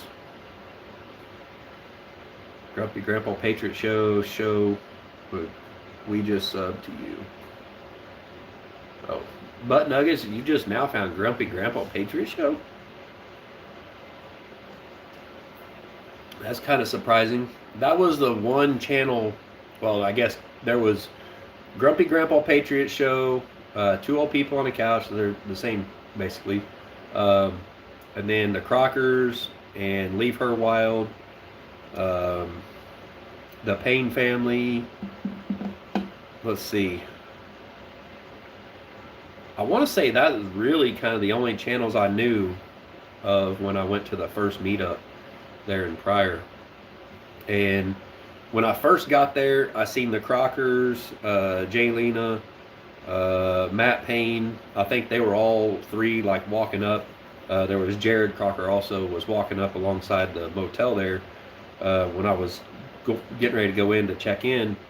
So I seen them first. I think I went in and checked in, or I was on my way going in, and I hear someone say, "Hey David," or "Hey Hoods," or something like that, and it was Mark Falloon of Grumpy Grandpa Patriot Show. I was like looking around like, I just heard my name. So I got to meet him. That was super awesome. But I'd actually just started following his channel, I think a little bit before the meetup and all that stuff happened. I think following his channel is kind of probably what led me to having the Crockers pop up in my suggested videos.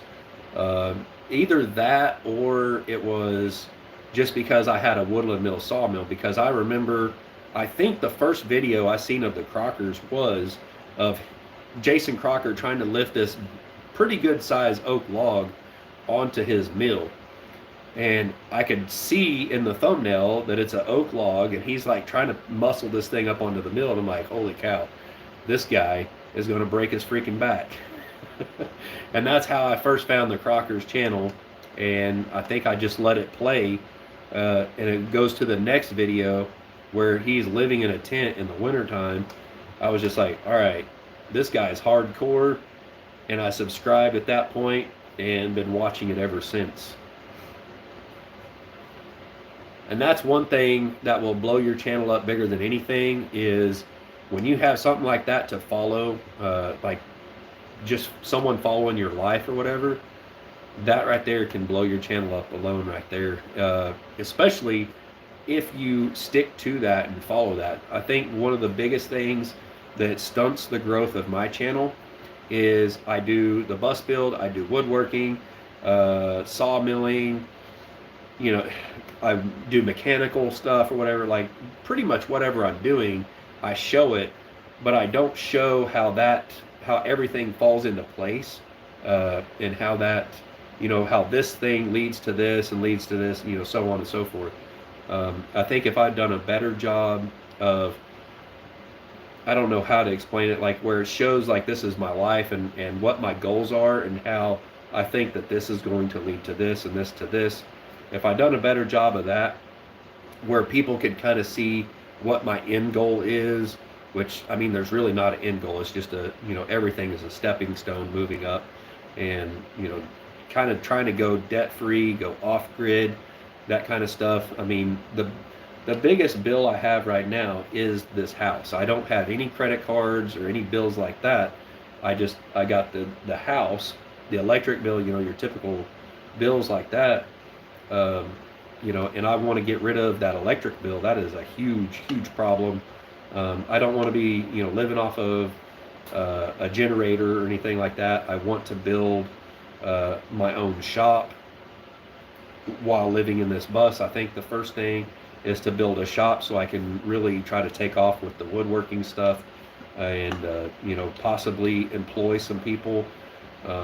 So I'm hoping to be able to do that. I would love to get into traveling around and building timber frame buildings and stuff. That's why I bought a very expensive chain mortiser, is to be able to do some of that joinery a lot quicker. Yes, I've got a lot to learn when it comes to timber framing, which I've been looking through this book, and let me see if I can find, here it is, I just turned right to it. So anyways, you guys see that right there? This is a book on timber framing. Learn how to timber frame. I've had this book for a good minute. I've went through it a few different times, right? But if you see that right there, you could probably see what may be in the future, maybe for somebody. I don't know if we're going to build it like that, or if we're going to do traditional stick framing, but I got to run that by a certain person, and be some really awesome content to come. Also, another great book, this right here, oh shoot, I think probably 2 or 3 years ago, my father-in-law got me this right here. This is actually, he got it at a yard sale. It's got some guy's name in there, but this book right here has got compact cabins, you know, different. Let me see if I can kind of flip through this and show y'all. I don't want no like plagiarism and stuff or whatever, but any copyright stuff. But it's got floor plans of different cabins and stuff in it. I'm pretty sure you can get this book online. It's got all kinds of stuff in it. You know, here's like a Quonset hut style building right there. So yeah, all kinds of stuff in there. So if you guys are interested, it's a book by Gerald Rowan, R-O-W-A-N. Let's see, story.com. It says $19.95 US, but I'm pretty sure my father-in-law probably paid like $5 for it at a yard sale. But I mean, yeah, he kind of seen the direction I was trying to go with the sawmill and everything, and with the YouTube channel back then, and that's why he got me this book right here. But my dream is to learn this right here, this timber framing. This tells you all kind. I mean, there's just all kinds of information in here. It actually has the blueprint for a building. If I can find it, I'll show you. But I mean, it's pretty simple. You do all of this stuff with timber framing. You know, it teaches you about loads, compression, tension, that kind of thing. Which cuts you use for beams. Where is it? I mean, there's some cool stuff in here, like the geometry of some of the mortise and tenon joints and stuff. And then, you know, some of the tools you use right there, hand tools, power tools. I've got a tool like this right here, kind of. Mine's a it's not Makita, is it? Yeah, it's a Makita, I believe. But yeah, where is it? I would love to partner up with Paul the Bearded Carpenter and kind of get into doing some timber frame buildings with him.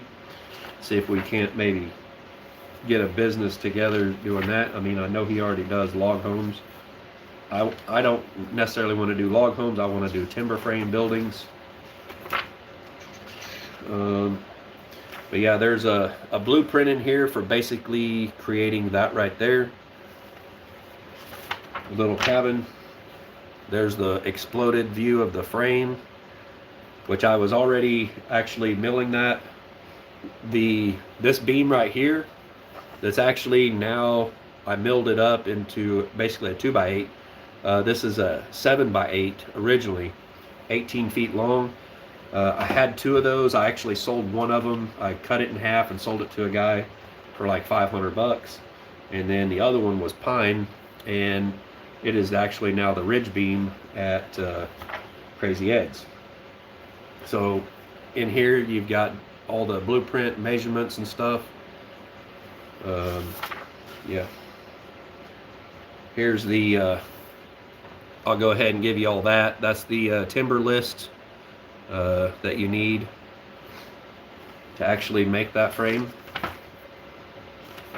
And then there's different variations that you can do to it. Once you've built that basic frame, done all the joinery and everything, you have basically, you'll have the knowledge to build any timber frame, different variations of it. Let's see. Let me get through all the tie beams and stuff in here. See, there's different variations you can do of basically the same thing.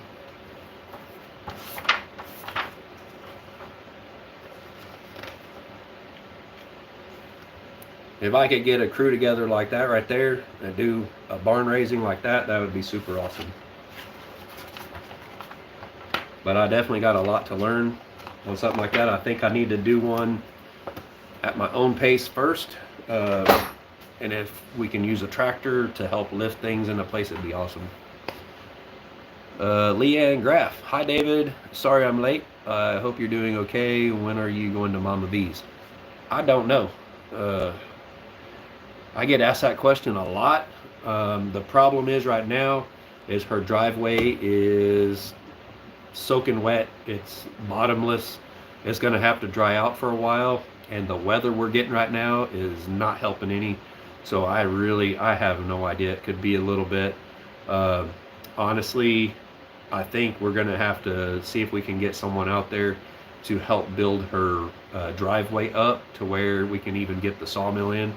That's the big factor right now. I had to postpone it because like today it's in the 20s. It is really cold and it's snowing. We got a bunch of snow here. She is a little bit further south, but they are, I'm pretty sure, getting snow down there right now. And that's not helping anything at all. All this snow and the freezing and thawing really, it makes the ground really soft. So yeah, it's going to be a little bit. It could actually be a month or two before that can happen. Another thing is, it's too cold right now for her to pour the, I guess, the post hole footings or whatever that she was digging. She said that those are like full of water. So yeah, it's going to be a bit before that can happen. The other thing is, it'll take a while to mill up all the lumber for that build. And so I kind of need to get down there and do a bunch of the milling and get everything sticker stacked to where it starts drying out nice and uniform. Honestly, it would be best to do that right before summer when we're kind of in the 60-degree weather, so I can actually work. If we start doing it and it's 100 degrees outside, I'm not going to be getting much done because I have to worry about heat stroke and stuff. I've already had a little run-in before a few years ago with a heat stroke. I believe it was a heat stroke. That's why when I went out to the 41.36, that was postponed for a little bit because they were ready when it was in the middle of summer. And I said, well, I can't do this, guys. Like, you don't understand how crazy that is for me to get out there and work my butt off milling and stuff. So we postponed that for a little bit until the weather cooled off a little. But hopefully it will happen before too long. I think it's going to end up being a month or two waiting for things to dry up. Of course, hopefully she can get, the concrete or whatever poured for the footings that she's doing. Once that's done, I don't guess I have to wait for that to be done, but we can't build the building for sure until that's done. Right now it's very dependent on the weather. Plus I already have another deal kind of lined up right now with Come On Homestead, and that's moving up closer. The other thing is financing, having the finances to be able to go out there. Now Dave, Come On Homestead, is going to pay my expenses and stuff to get out there for his deal, which at the same time could actually help with the expense of having the mill down there.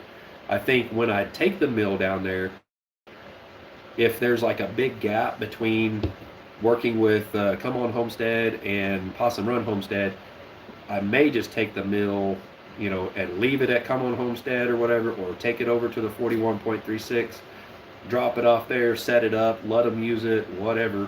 I know those guys, I can trust them. I know my mill's not going to come up missing. They're not going to break it. They could actually use it. They actually know how to use it, so if that could benefit them a little bit, that would work out. But at least I would know that my mill is at a safe place, that is not going to get tore up or stolen or something like that.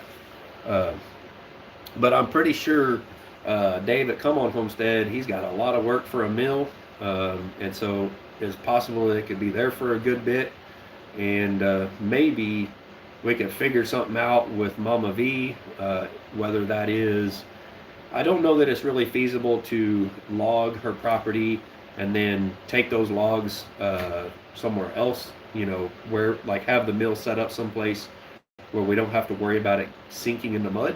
That is something that we might maybe have to do, I don't know. But that would mean a lot more gas money for hauling logs and wood back and forth kind of thing. I just don't know that that's really feasible. But I know that, you know, she's trying to figure out ways to fix her driveway, to like overcome that hurdle. You know, that poor lady, like, it's just one thing after another. That's like, you know, I tell you what, she is a fighter and she's doing the best she can. She's struggling, working her butt off all the time. I know there was a misunderstanding between me and her with the scheduling and that kind of stuff. It's not a big deal. I made it out to be more of a big deal than what it was, but it's not a big deal, and hopefully I get out there here pretty soon. I don't know. There's just so many hurdles. Like, I can't even take the bus out there because, you know, it'd probably get stuck just like hers did. But if my bus gets stuck, it's way worse because this one's a lot bigger, and it might end up being heavier. I don't know. I'm trying to keep the bus as light as I can. But yeah. What's up, Julie Ivers? She's laughing at Paul. Julie Ivers, if I sing, I clear the room. The same here. I start singing and my wife is like, and my daughter's like, shut up. Bad to the bone. Mary Jameson.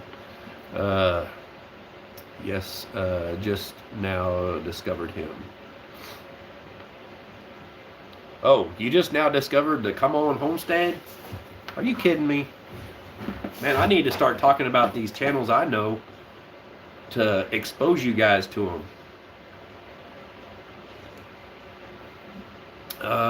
Tiny Tim's, Julie Ivers, I have a lot of songs started. I have about 20 songs finished.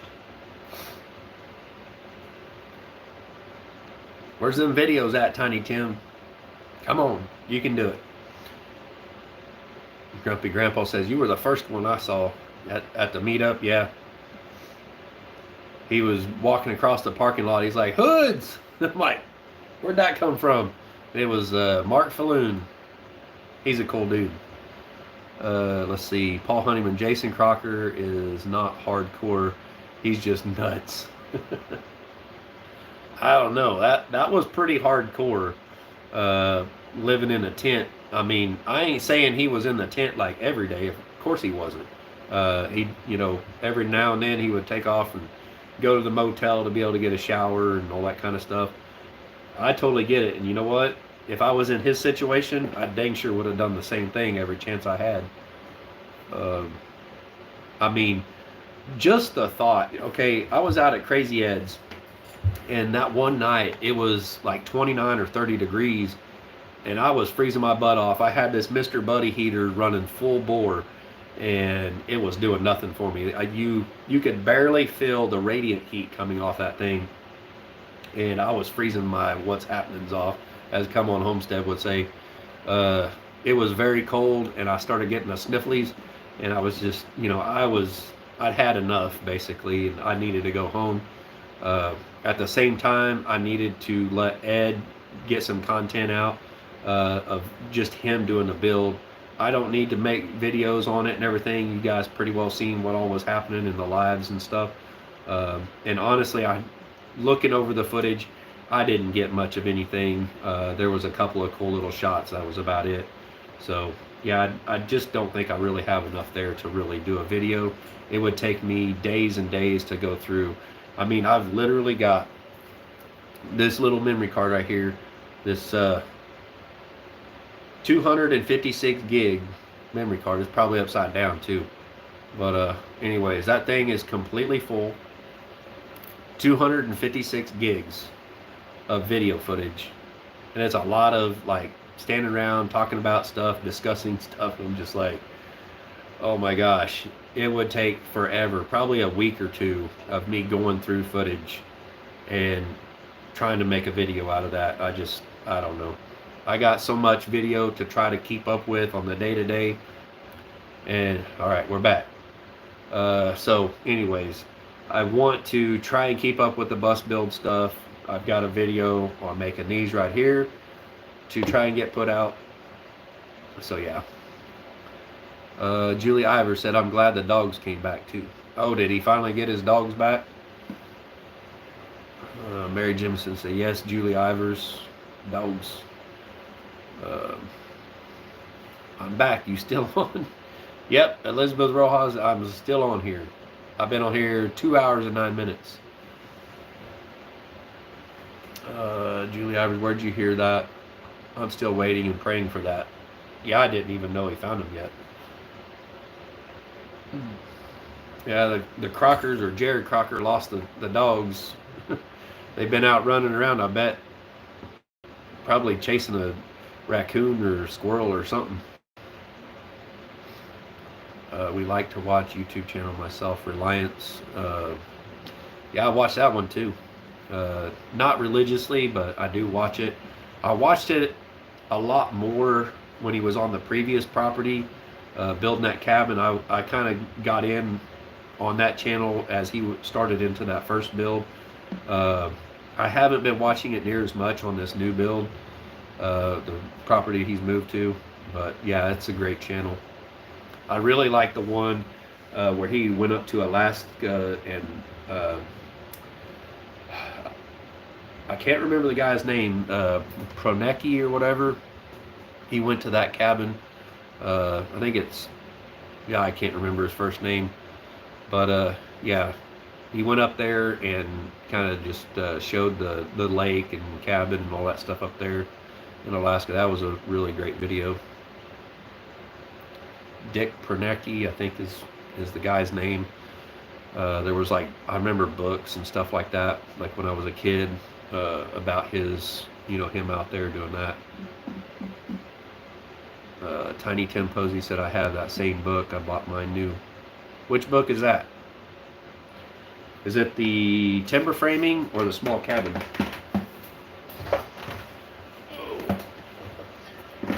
The first one or the second one, Tim? Is that what you're talking about, or are you talking with someone else? I can't tell. I might be missing something. Motocross chick at Julie Ivers, Jared's dogs came back? Question mark. Trap lines and inlines. Last show mentioned some good log home books he liked. Trap lines and inlines. That sounds like a good one. See, Jason posted it on the family page. Oh, okay. My mom dropped a link in there. I don't know what it's for. Is that for Tiny Tim? When you put a link in there, Mom, before you drop the link, you should put what it's for. Let's see. Oh, the cabin book. Okay. He was replying to someone who suggested sending the drone up.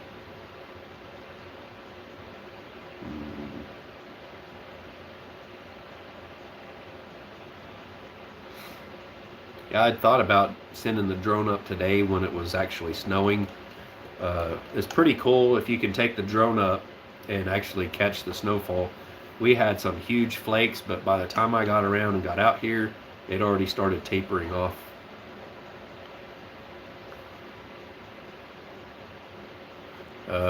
David, you might want to build your shop taller and long enough to put the bus under shelter, under a lean-to.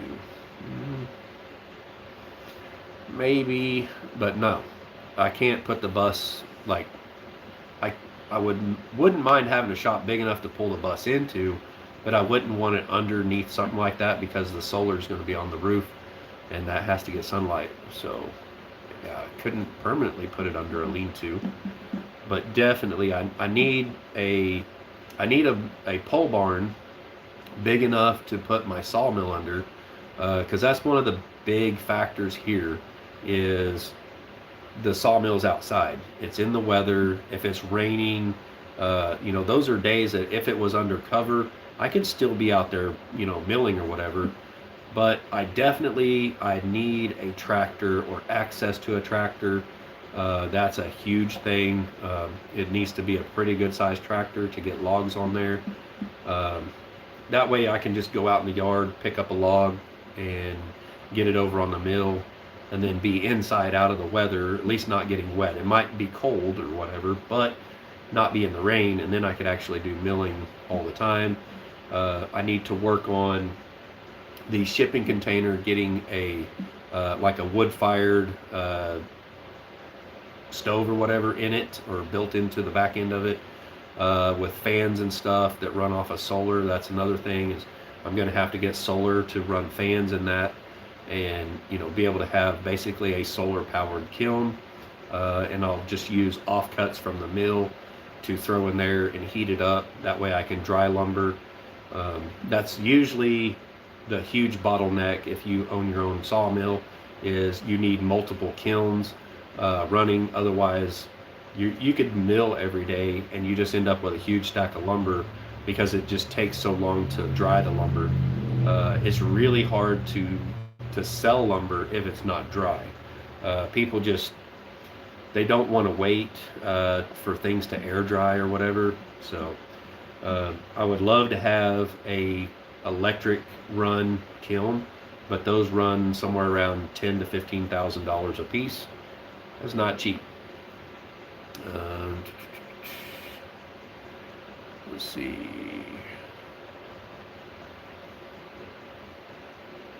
Butt Nuggets, Homestead, Trap Lines and Inlines is a young Canadian, and he is amazing for his age, and he really is funny. Get ready for a little rough language, but it really is harmless when he does it. I think I've heard of that channel before. I don't know that I've ever went and checked it out, but I'm pretty sure I've heard of it.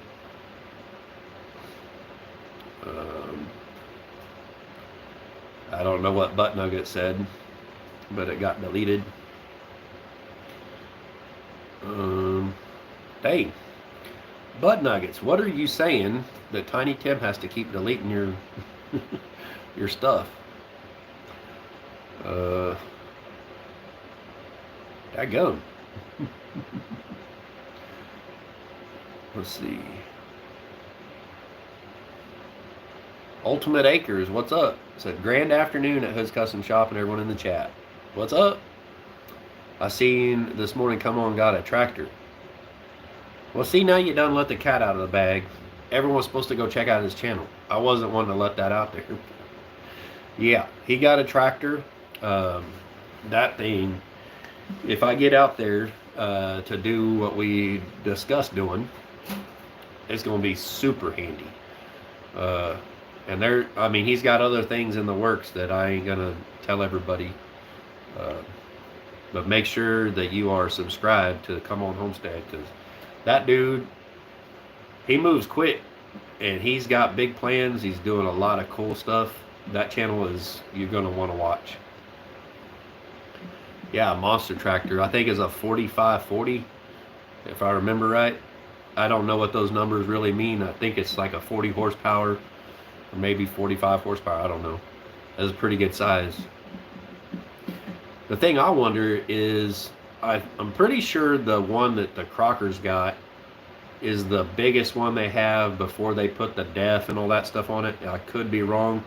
It could be the one that Come On Homestead just got. That might be the biggest one they have before they go into having the def and all that stuff on it. That's one thing you want to stay away from, is that diesel exhaust fluid, all that stuff, emission stuff. You don't want that on your tractor. But the Mahindra tractors, from what I understand, they are the heaviest in their class or whatever. They're really great tractors. I did research tractors for a good bit before I even got the sawmill. I wish I could have got one, but that monthly payment, I don't want a monthly payment on something. And so honestly, I would just have to save and save and save until I could get one, which would take forever. But I don't know. Maybe someday I'll be able to get one. Julie Ivor said, Come On's tractor is the biz with all the attachments. Yeah, he's got a backhoe on there. That thing would be super nice. The other thing is, with that backhoe on there, it gives him that extra ballast onto the back of the tractor to be able to pick up more weight with that front end loader, that'll come in super handy. And yes, I mean, it makes it a little longer and kind of a pain to get around through trees and stuff like that, but it ain't that big a deal. It'll actually make the tractor more stable when moving logs around. Jason Crocker's a tough little guy. Yeah, I don't know I'd call him a little guy. He's a little shorter than me, but yeah. I don't know. I'm just barely 6 foot tall, and when I stand next to him, he don't seem that short. He's just a little bit shorter than me. It's kind of like me standing next to Dave at Come On Homestead. And, you know, Dave's like 2 to 3 inches taller than me, and it's kind of like I kind of have to look up to him. It's like, dang, this dude is tall. I really love the creek on this homestead. Yeah, I watched that video. I was like, man, that water on video, it looks kind of weird. It's got kind of a white color to it, and it's kind of a bluish green. I don't know if that's a high iron content. I think that's what it is. Butt nuggets. What do you keep saying that Tiny Tim has to keep deleting? Let me see if I can see it.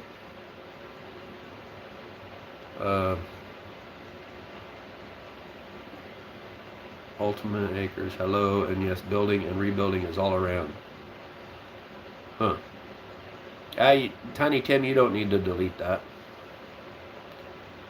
And Paul Honeyman's like, Tim, why? Why are you deleting his comment? You don't need to delete that. Paul Honeyman, Tiny Tim just deleted butt nuggets. Well, don't delete butt nuggets. Am I gonna have to go back in there and put them back on here? I didn't see anything. Tiny Tim says, sorry, butt nuggets, accident.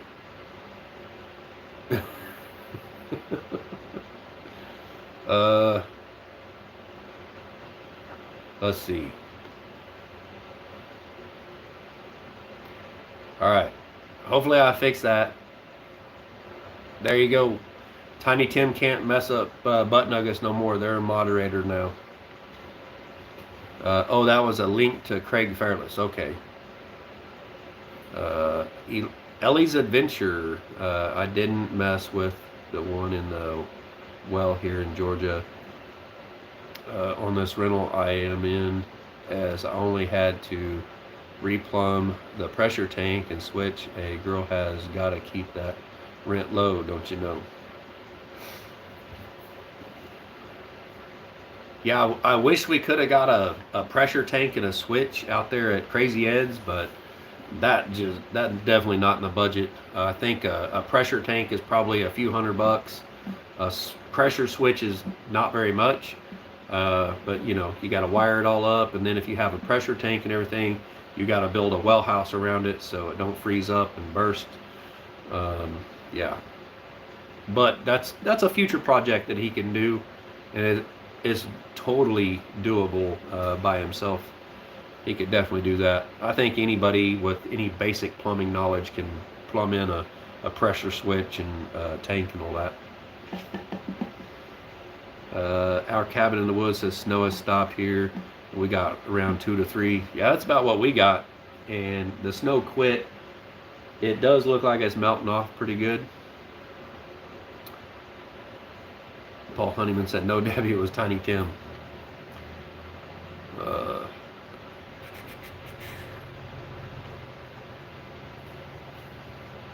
hear a tractor or something that sounds like coming down the road. Maybe a car. The car moving very slow.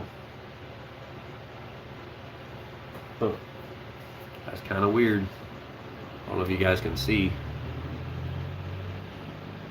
The car like just stopping out here.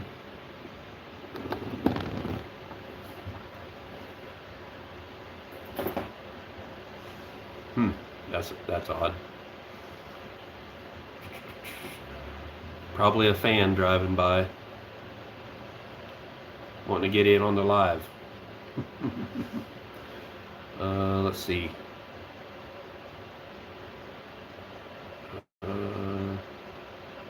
Got quite a few messages retracted. Man, you guys.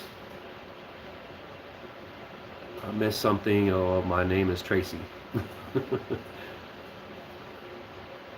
Tracy Henning, motocross chick. Tina Boxell. Oops, sorry.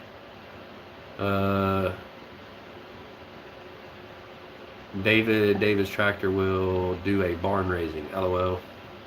I bet it would. And that guy, you know, me and Dave at Come On Homestead, we are a lot alike. You know, I used to do like red iron buildings and stuff like that. I did a lot of steel construction. You know, I didn't necessarily do a lot of red iron. I did like staircases and stuff like that in red iron buildings. I did let's see, I built a fire rescue tower. It's like a training deal for a fire department. I built like the red iron for the steeple of a church. I built red iron for the elevator shaft at the hospital in Joplin. All kinds of stuff like that I've done. And I did a lot of fabrication work. If you guys couldn't tell, I've got, you know, 8 or 9 years of fabrication work, building all kinds of stuff. Just about anything and everything. Lots of years of welding and stuff alongside with truck driving and stuff like that. And, you know, me and him talked for quite a while on the phone. It's like, yeah, I used to do this. And he's like, yeah, I used to do that. And we've kind of done a lot of the same stuff, really handy. I think when me and him get together and start building some stuff, it's going to be some really awesome stuff.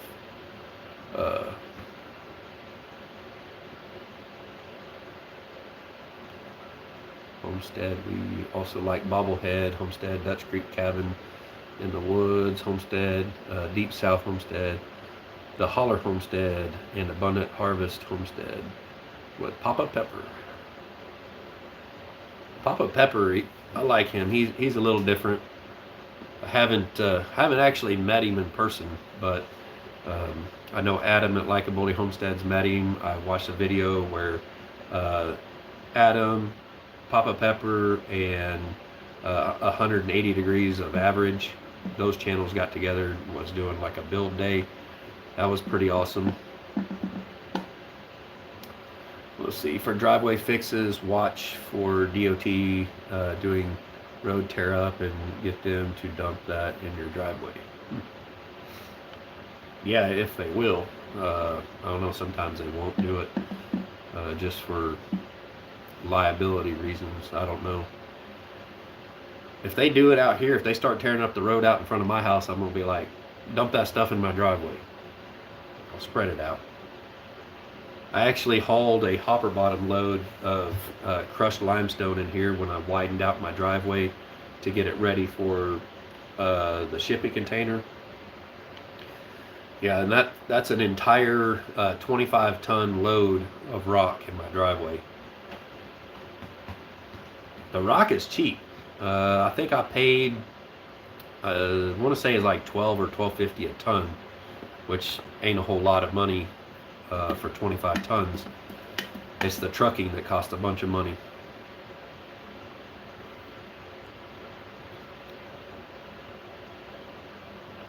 David, you're 5 minutes behind and it's all been sorted with TT and B. Hello.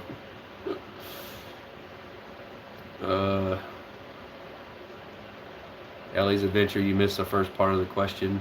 I probably did. Paul Honeyman, please folks, Crazy Ed has the build video on his channel. It's a long one, but check out his channel. There's a link. Yeah, apparently I did a little bit of a rant and I ticked off Critter Creek because I wasn't too enthused with some things with him and with the blueprint, or it wasn't even a blueprint, it's just a picture. And I had to actually go through and figure out all kinds of stuff. There was like no measurements, no real cut list or anything. And I was like, man, I could have, you know, basically had to build it out of my head because there was no blueprint. I had to figure up all the cuts and everything. I was like, I asked for a blueprint and that's not what I got. So I did rant a little bit. There was a whole lot of things behind the scenes that was getting to me. I don't want to get all back into that and everything again. I already talked about it earlier. It's all good now. I got it off my chest. Well, I'm not 5 minutes behind now. I'm at the bottom of the chat. Nana's Crazy Life, Donna J. Griggs, at Tiny Tim Posey, hi sweetie pie.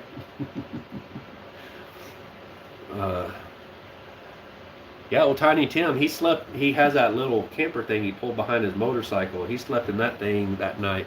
That was interesting to see that little thing like pop out into this pretty good sized little camper setup. That was pretty cool looking. Fallen Arkansas veterans. Shoot, I'm at the bottom again. Yep, caught up. Finally, I'm caught up. 2.5 hours in. 32 people in here, 78 thumbs up, now 33 people. I'm not quite out of coffee yet.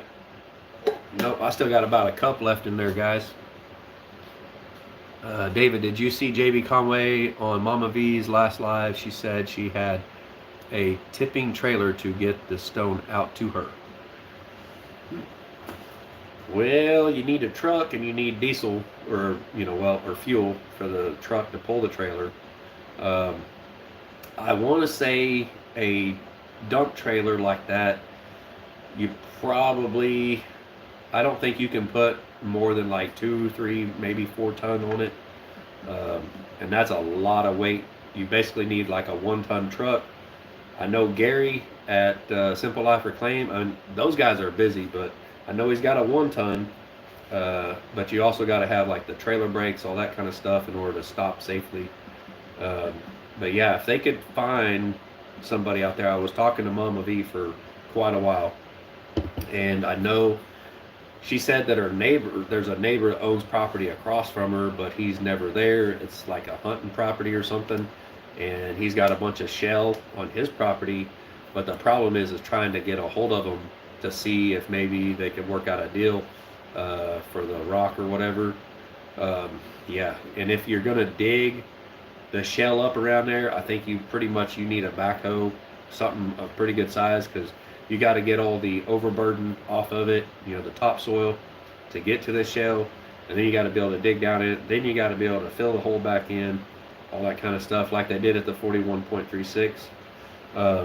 And I don't know if she has shell on her property. I don't want to give away like where her property is, so I can't really talk about it, but yeah, I don't know if she's got it.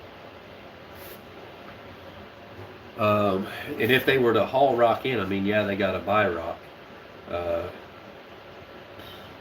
And I don't know how much it is out there. All I know is the price up here around Joplin, and that was from a few years ago when I used to haul it. It was roughly $12 or $12.50 a ton, depending on what you got. And it sounds like what she needs, I don't know what the classes are, like what they call rock down there is 2 totally different things from what we call rock up here. Like we have what they call base rock. It has the fines in it. We have a lot of limestone, and so it has the fines in there called base rock. Then it goes by size, like quarter plus or quarter minus. I guess it would be quarter plus. It'd be quarter minus or 1 inch minus, 1.5 inch minus, 2 inch minus, 3. It kind of goes up like that. And then they have the clean rock, like 1.5 inch clean, that's got all the fines washed out of it. So they got all these different piles of rock, and they're priced differently accordingly or whatever. And then you go up to like shot rock, which is like 6 and 8 inch boulders. They call it shot rock, and that's what I believe she actually needs. She needs some big rock out there to kind of push down into the hole. And then above that, you want to put probably some clean, and then you want to put the base on top of it. That base, when it gets wet, it actually can recalcify, but I don't even know it down in their area. I don't know if they have limestone. Let's see, JB Conway's in here. She said, Paul, I have a dump trailer, and yes, 2,000 pounds per load. So that's 1 ton per load. That would take quite a few loads. So it would be very important to try and find a place close by to load that up.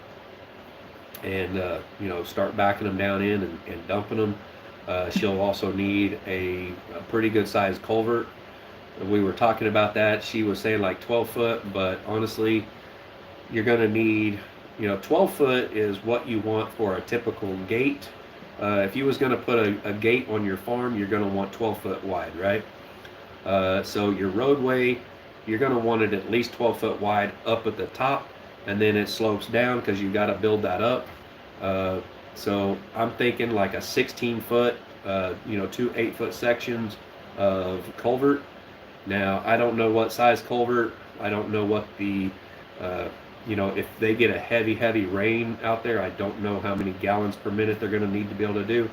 But I would guess probably, I don't know, at least probably a 16-inch diameter culvert and probably 16 foot long. So, the water can flow through there. Because you definitely don't want to build up a road like that and create a dam, and then one day it just gets washed out from a super heavy rain. I've done a lot of stuff like that when I was, hauling heavy equipment around and doing demolition work and stuff. But I don't know how to figure up, how much water and stuff may be going through there and that kind of thing. Paul Honeyman says, hey, JB Conway's in the house. Her ears must have been burning. Yeah, she might have been in here watching for a little bit. Many loads it would take, and it would have to be spread. Yeah, so we definitely would have to have a tractor out there. JB Conway said, it's cold. I'm freezing. Go inside. Get warm. Don't be out there in this cold, JB. But yeah, I think a dump trailer would be very key to getting that issue taken care of. And I believe that is definitely something that is going to have to be taken care of before we can get out there with the mill. It needs to dry out because we also need a tractor out there. So when I go out there and I have to cut trees down, she's got some pretty good sized pines from what I understand. So I'm going to have to get out there and start cutting trees down, getting those cut to length, and you have to get to those trees with a tractor. There's just really no feasible way to use my log arch trailer because, well, for one, it's going to wear the winch out. You're not supposed to winch for more than like 15 seconds at a time, 15 to 20 seconds, or you start overheating that winch. In the wintertime, I'd push it a little bit harder. I did take the relays off of my winch, so it's very likely, if I get a little carried away, I could burn that winch up. If I had a hydraulic winch, like with a gas-powered hydraulic pump, it'd be a totally different story. But I got an electric winch, and that thing, it drains the battery down in my pickup. I have to keep my pickup running all the time, so that takes a lot of gas. And honestly, it'd be better if the ground is dried up quite a bit, so we can get a tractor in there to skid the logs and get the logs up to the mill, and then use a tractor to put the logs on the mill. So things definitely need to dry out before we really plan on bringing the mill out there. I think with it raining and stuff, that's one thing. But with all the snow and everything we've had, and the freezing and thawing, that freezing and thawing really kind of, you get a frost, what do they call it, frost jacking of the soil, so it makes the soil particles expand apart from each other, and just basically kind of turns it into quicksand. I'm pretty sure what happened to her driveway is the same problem I had out here in my yard. The first year I had my semi-truck, all right, I used to pull in my yard and turn around and back in all the time. And I was pulling a hopper bottom. I came by the house one time with a full load of corn on. I had probably 900 bushels of corn on, which is a pretty good load. And I started to pull in my yard right here where I always come in, for the sawmill and everything. And I'd done it hundreds of times before, never had an issue, but we had a lot of freezing and thawing going on that winter. And when I pulled in, my front axle of my semi-truck just sunk all the way down. My fuel tank was sitting on the ground. Luckily, down the hill here, behind this blue house, there's a guy that lives back there. He actually owns an excavating company. And they were driving by. My trailer was actually right at the edge of the road. And he came out here with a 4-wheel drive Caterpillar backhoe and hooked on to the back end, the rear axle of my trailer. He tried pulling me out with that. It wasn't happening. He actually went and got this great big huge Caterpillar articulating front end loader, hooked onto it with that. He lifted up a little bit with that chain and started tugging backwards, and we finally got my truck out. But I tell you what, had I had to call a wrecker out, well, for one, the only wrecker in this area for a big wrecker is actually my uncle-in-law. And I wasn't wanting to call him and listen to his BS. I used to drive a wrecker for him, and I know he wouldn't have cut me no breaks. He would have charged me out the butt. And so that probably would have cost me about $1,200 to get him to come out and hook onto my truck and get me out of my yard. Let's see, JB Conway, blankets or doggy, hashtag doggy blanket. Yeah, Adam knows all about the hashtag doggy blankets. Let's see, Mama V said last she checked it was $400 a load. Yeah, that's for a dump truck to bring it out. It's a lot cheaper if you can haul it yourself. You know, you're just basically out the fuel cost and everything. So yeah, you can cut that down to, if you're pulling 2,000 pounds, that's a ton. So that's literally probably, you know, less than $20 worth of rock. Maybe only $10 or $12 worth of rock if it's a ton. I don't know. But then your fuel starts to become a little bit of a factor there. So depending on how far it is, it could, you know, it could be $15, $20 worth of fuel per load. So you take a $400 load and you cut it down to, let's say, $60 a load or something. But it's not, you know, in a typical semi truck, you're probably looking at somewhere around 15, 16 ton in a 3-axle or 4-axle dump truck. If you can get a hopper bottom, you can, you know, get 25 ton on there. But at the same time, it's got to be someone who's willing to tear up their hopper bottom trailer, putting rock in it. Let's see. I suggest getting in your truck and putting the heater on, but with the gas prices going so high over there, don't. Yeah, gas prices are crazy right now. That's pretty bad when gasoline costs you more than a gallon of milk. Tosses JB a throw blanket. Hope it help a little. We know someone that said 500 to 600. That's a lot. That's a lot for a load of rock. And I don't even know if they have limestone over there. It's probably a different kind of rock. JB said I'm inside. The only heat is stove, and Sam did not build me a fire this morning. Oh, Sam, you better get your butt over there and build her a fire. He probably ain't watching. I'm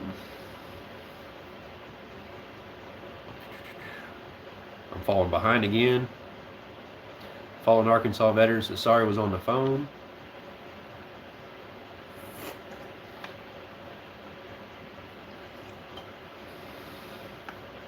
That's crazy, David. Family shouldn't do that to family.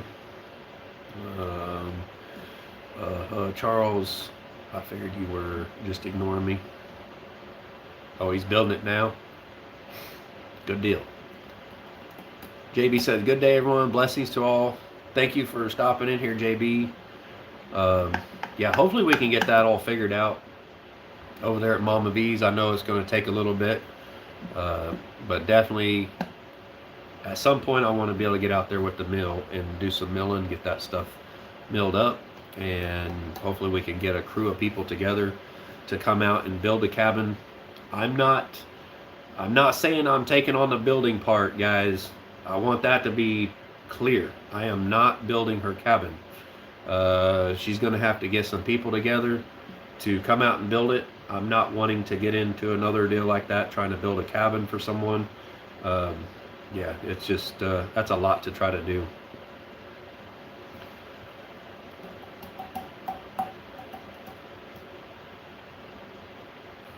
At Paul Honeyman, he is useful as hired hands go. Heck yeah.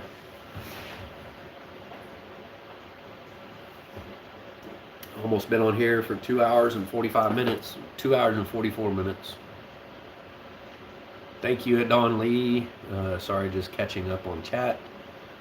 I can't believe we still got 40 people in here. 81 thumbs up. Yep. Yeah, a lot of people that was out there at Crazy Ed's, they know like all the BS that was going on, kind of behind the scenes and stuff. They know how I felt about this stuff. It was a lot of unwanted stress and everything. Yeah, it's just crazy.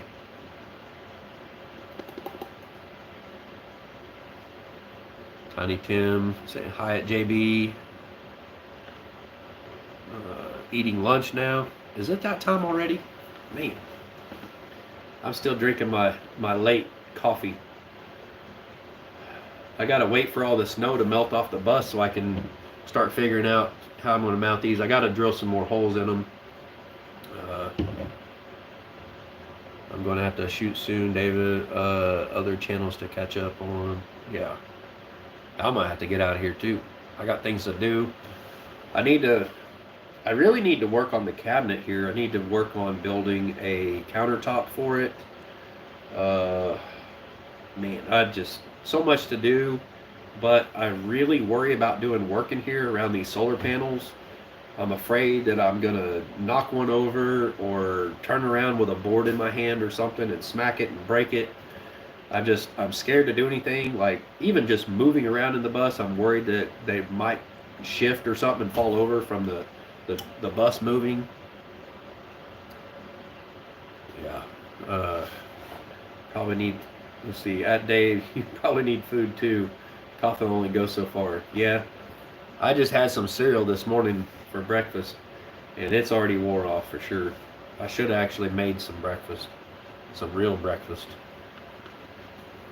Some eggs and sausage or something like that would be great. I might actually end up making breakfast for lunch. I don't know. I'm kind of thinking something that's a little easier, quicker. But yeah, I'm gonna get out of here, guys. I want to thank you all for stopping in. It's almost 3 hours now. We're about 15 minutes or so short of 3 hours. I can't believe I had that much hot air built up in me. 27 feels like 18. Whew. Yeah, I don't know what it is here. It's probably about 27. It's pretty darn cold. Patty Price said, okay, back. I had to finish cleaning out my deep freezer. It quit, lost everything in it, plus clean out baby chicks cage and quell. One job nasty as other. Daggum. Yeah, I'm getting ready to hop out of here, Patty Price. Yeah. Margie said, good night. God bless, David. Is it good night already? Good day? Stay safe, everyone, from Paul Honeyman. All right, guys. We'll see you next time. Thanks for stopping in. Make sure you go check out Come On Homestead. See what he's got going on over there if you don't already know. We'll see y'all later. Yeah, Tiny Tim, see you later. All right, bye, guys. If I can hit the button right.